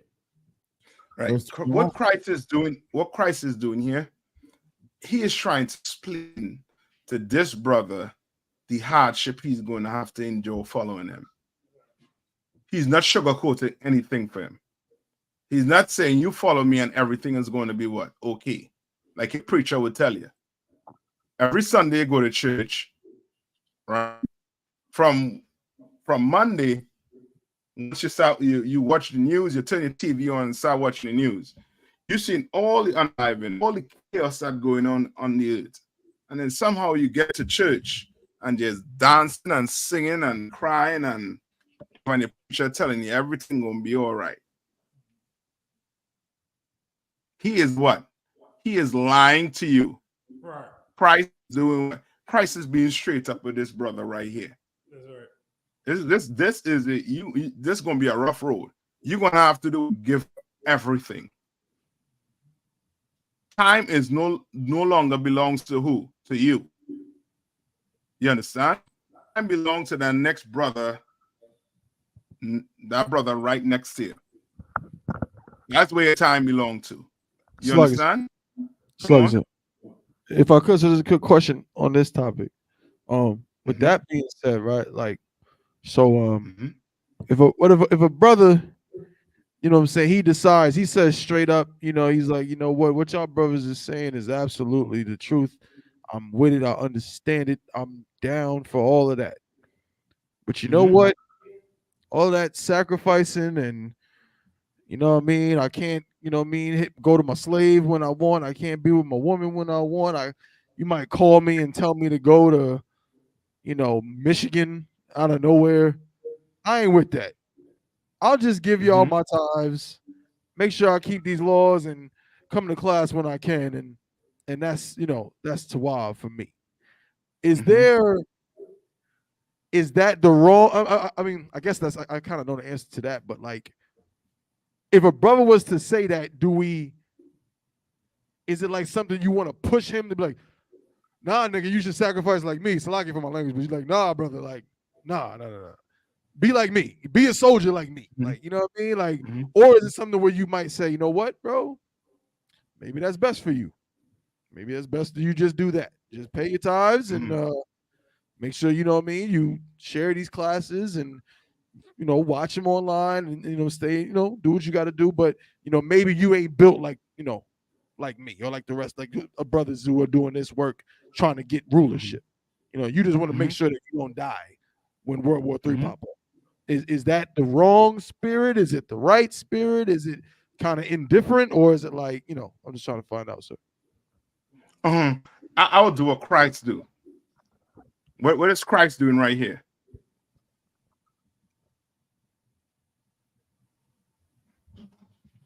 What is Christ doing right here?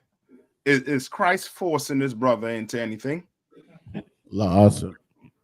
He's not. Christ is just doing what? Laying out what will be the situation if he decides to what? Follow him.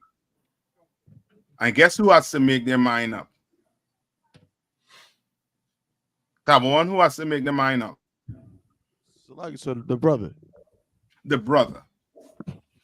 No, I don't want that spirit out there. You know what I mean? So guess what? You want to send the tithes in? You go ahead and send the tithes in, brother. You understand? You go ahead and send the tithes in. Good for you. Well, we at war. I need brothers who want to come into the trench, get good and dirty. You understand? For his nation. Right? And if that's what you want to do, that's you. No, guess what? What should he not expect when Christ returns? Salaki, sir, a crown? Yeah, he shouldn't expect what Peter getting. Should he expect what the Lord promised Peter in 12? No, he shouldn't expect that. Since he was comfortable being on the sideline, well, be comfortable serving in Peter's house.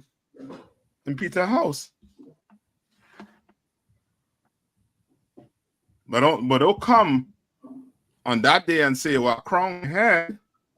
Oh, things won't go well for you. You understand? And I'll do exactly what Christ do. I will not force. In here, we don't force anyone. That's why when we pour the oil on your head, what do we say? We ask, are you sure you want to do this? Because we take this oath serious. You understand? And if oil is poured on your head and you decide to turn your back and say, guess what? I'm going to just send my tithes in. Okay, no sweat. What did Christ say to the rich man? Like he said. Uh-huh. He told him if he wanted to serve God, he had to go and sell all that he had and follow him. Yeah. And give it to the poor. Yes. You understand? Like, I don't know why he would choose to just, stand on the sidelines and, give tithes. But he has a short, he has a, he has his reasons. Lord be with that brother. You understand? May he live forever.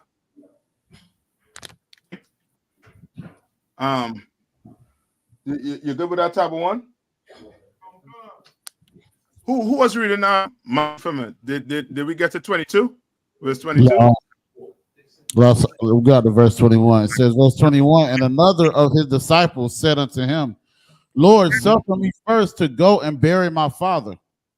Verse 22, but Yahawashi said unto him, follow me and let the dead bury the dead. It's like if they're dead. You understand? And we all heard this before. Let the dead bury the dead. What is the spirit behind what Christ is telling him? Why is Christ telling him this?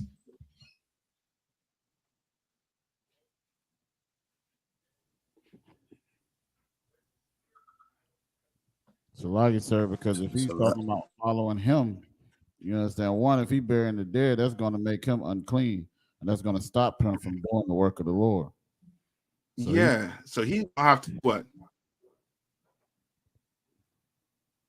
He got to follow the Christ, sir. Like, if they was following Christ, So in other words, with him. So in other words, just to help you out, could I miss for time's sake? He's gonna have to sacrifice not going to his father funeral or his wife funeral, whoever funeral. Who had died? One more time.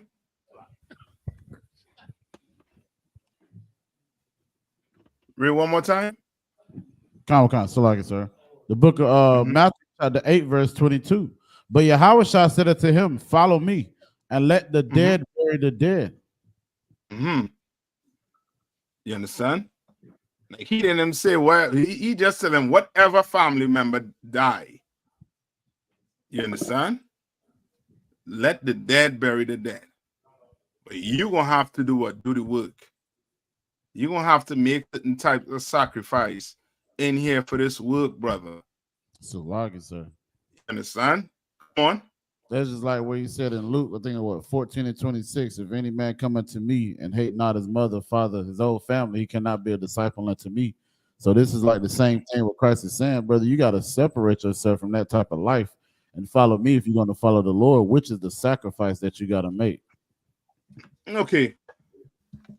It's somewhat like it, right? But the what you're speaking about there, where you're saying you gotta hate your mom and dad and those family members, is if they're trying to get you out the truth, if they're speaking against the truth, basically, or what they're doing is trying to do what? Get you out of the truth. You understand? Come on, this here is basically letting you know, you know what I mean, that you're gonna have to do the work. You understand? Now, there may be times when you might be able to go do it, but at that time, Christ was basically telling them, yo, you need it right here. Don't worry. That dead, they got people to take care of him. Basically, Christ is telling them, let's go get the ones that are what? Where's Christ telling them? Let's get the ones that are what? Yes, the ones that are alive. Yeah, the ones that could actually change before they what? Before they die. You understand? I'm not telling you don't go to no funeral, but I'm telling you there might be times when you have to sacrifice it, not going. Right? You're gonna have to make that decision, or I might have to help you make the decision. You understand? All right. Now, give me Hebrews 13 and 21, and now one more. Give me Hebrews 13 and 21. Come on, this is the book of Hebrews, chapter 13, verse 21. Make you and Akim and Aquat. You know what I mean? You all, or you know what I mean, brothers and sisters who out there online, hit that thumbs up, man. Hit that like, share. Brothers in here, they need this, you know what I mean? They need this type of teaching right here. So they could sacrifice putting on that blunt. Sacrifice putting on that pipe. We gotta make sacrifice. Listen, we gotta forego a lot of things so that our brothers and sisters could live. All right, come on. It's the book of Hebrews, chapter 13, verse 21. Make you perfect in every good way, so like in every good work to do his will, working you that which is well pleasing in his sight. Through Yahweh Shah, to whom be glory forever and ever. Amen. So you doing what? You doing that work for what reason? To make you perfect. Yeah. And whose sight? In the sight of Yahweh Shah, sir. Yes. Your king. You work for him. You understand? That's who you're working for. That's why you obey command during YAHANNA's order. You understand? You work for Christ. He works for Christ. You understand? Come. All right. Now give me 2 Ezra's 2 and 44. All right. And if you just give me 5 minutes of your time after that one. This is the book of 2 so I can Ezra. show this. Go ahead.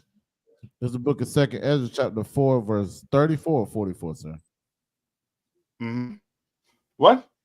44. Okay, come. 44.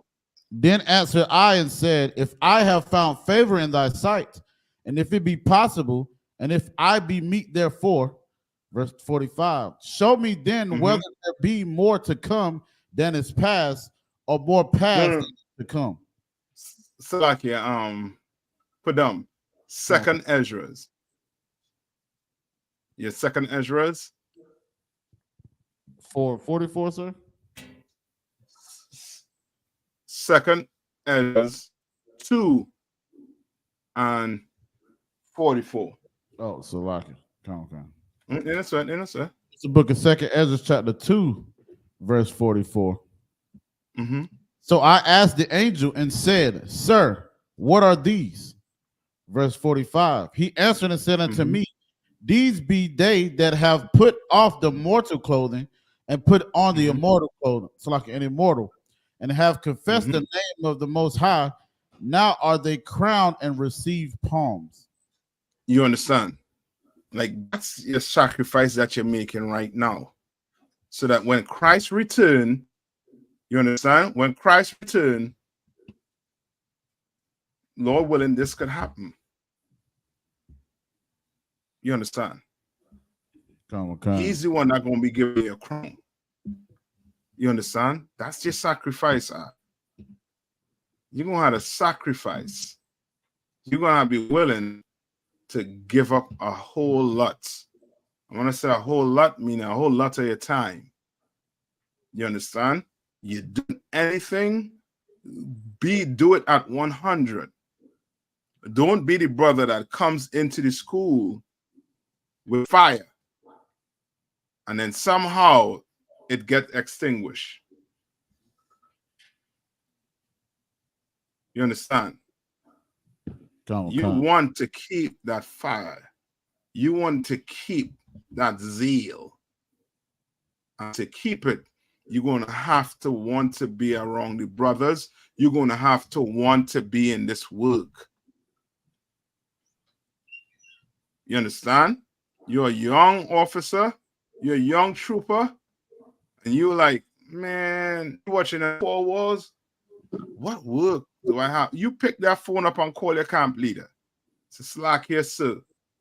Do you need me to do anything?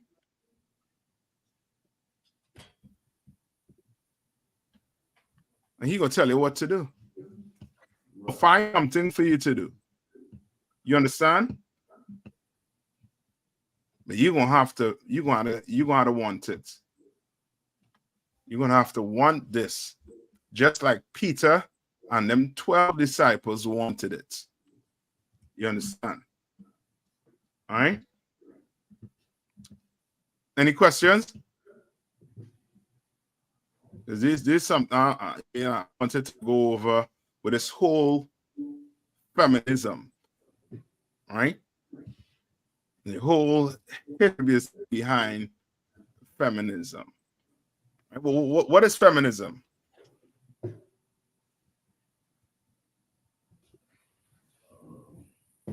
Shalaki, sir, if I may. Feminism is the movement to give women equality with men, basically, and to give them freedom to do whatever the hell they want to do. You want it. Look up the definition of feminism. This is feminism. The belief in and advocacy of the political, economic, and social equality of the sexes, expressed especially through organized activity on behalf of the women's rights and interest. Right? And all of them from that civil rights. And now who to try to put at the forefront of that whole feminism? Salaki, sir.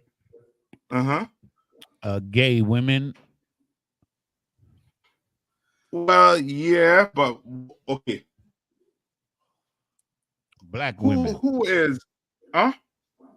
Black woman. Yeah, they once be saying what? What they say? I don't need what? I don't need no man. I don't need this. I'm independent. I'm this. I'm that.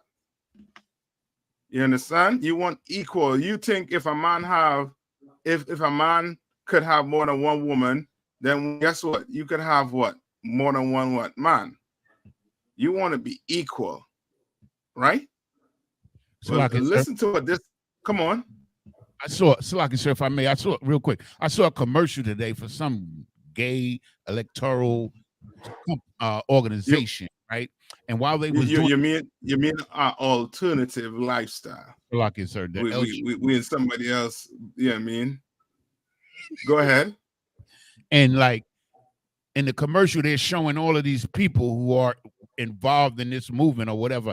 And the first 5 examples that they show were black women. Yeah, it's crazy. No, listen to this. So how do I do this?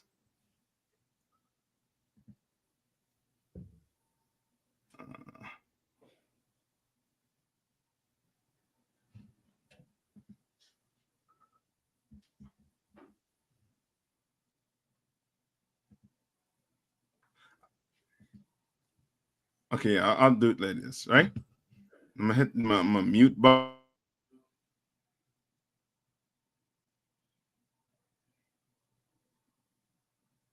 And I recently realized I want a child.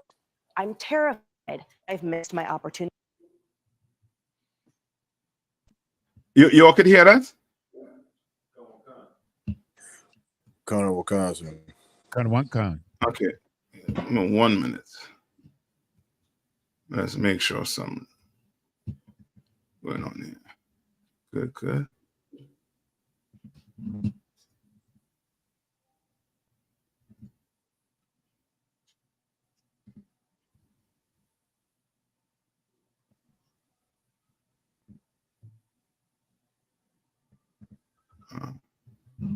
The 1 minute. Sorry. IQ my question. Okay. Solid. That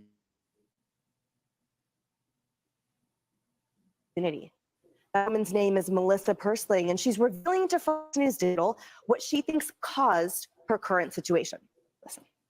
I feel unbelievably betrayed by feminism. I was constantly fed this idea that women can do everything. We don't really need men. Women can have a great career and have the kids that they like and change the tires and do this. I mean, I grew up thinking, and men are great, but like I can do all the same things. I do feel in many ways betrayed by that line of thinking. I kind of want to go back to some of those teachers and coaches and say, what the hell did you mean by that? Because we can't do it all. We can't. What are your thoughts on this?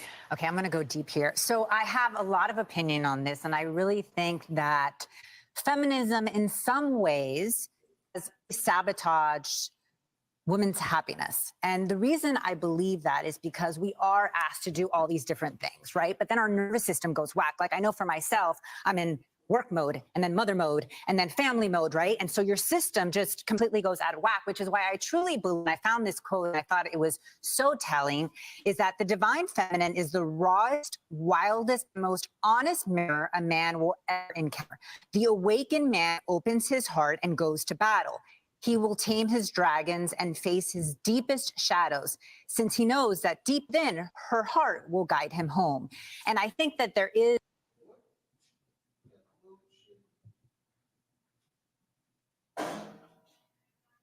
And that's enough, I mean, horse dung. Right? Break it, my yeah. But which lets you know what? These black women, they don't understand. They have been what? Fooled into believing in this whole feminism movement. Have been fooled into thinking that they don't need a man. They're all equal to a man. You're nuts. Yes, yeah. A roach run into that room and you're going to call the cops. You understand? You're picking up the phone to call 911 because a roach or a rodent enters that room. You understand? You're scared. You understand? And to believe in feminism is just, just and outright stupid. You understand? You need to come into the U.P.K. and understand your role, that there are roles of being a woman. There's a role of being a man. You understand? There's two different roles. The equal is no such thing as what? 50-50. You're going to be 100% woman, and I'm going to be 100% man. And that's how it's going to go. Right? Any questions before I let you all out? I just say, I wanted you all to say since, a week ago, to have a look at that. To show that what school, what I.S.U.P.K is teaching is the truth that the Bible speaks of. That's 100%. You understand? And you black woman, you out there, you Hispanics and Native Indian woman out there, you looking for happiness by yourself, it's a myth. You understand? You understand? That tool you're using to find happiness, to make scream onto the heavens. You understand? The battery will run out. You understand? If somebody kicks in that door, that tool that you're using is not going to save your life. It's not. It's not going to put its life in front of yours. It's not. You understand? So stop thinking you are a man. Stop thinking like you are a man. Or you're on men level. You're not. Let them Caucasian women believe that garbage. Let them oppressor women believe that garbage. You stick by a man. You understand? All right. I think that's it, right? Any questions before I let you all off? You're good? All right. And with that, I'm going to pass the class over to Prison Officer Bank Allen in there. Okay, sir. Prison Officer Bank Allen. Clap it up, clap it up. All right, don't forget to like and share. Subscribe. Men of Israel, Amajim. We're going to render one courtesy salute to Captain I.S.U.P.K. Men of Israel, Amajim Shabbat, Imajim, Barak, Yahweh Shimei Shabrakatah. Yahweh Shimei Shabrakatah. Yahweh Matah, hands down, Sar, turn to face the sisters. Sisters Imajim, which means to stand. Men of Israel, we're going to render one courtesy salute to our sisters. Amajim Shabbat, Imajim, Barak, Yahweh Shema Taba Hashem Yahushai. Hashem Yahushai.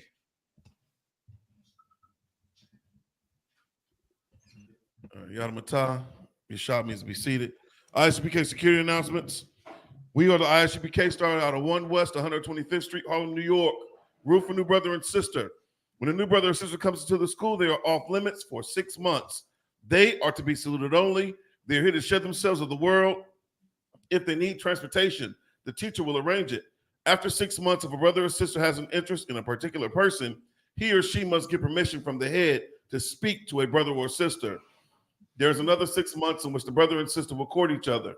After this 6-month period, the brother and sister will get permission from the head to marry. Tithes, which is a commandment. Book of Numbers, chapter 18, verse 21. Book of Malachi, chapter 3, verses 8 through 10. Means 10th in the Hebrew, it's pronounced ma'ashara.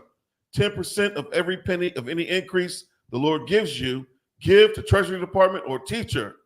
Priest funds, the free will offering for priests, not mandatory. Whatsoever amount you would like. The upcoming holy convocations.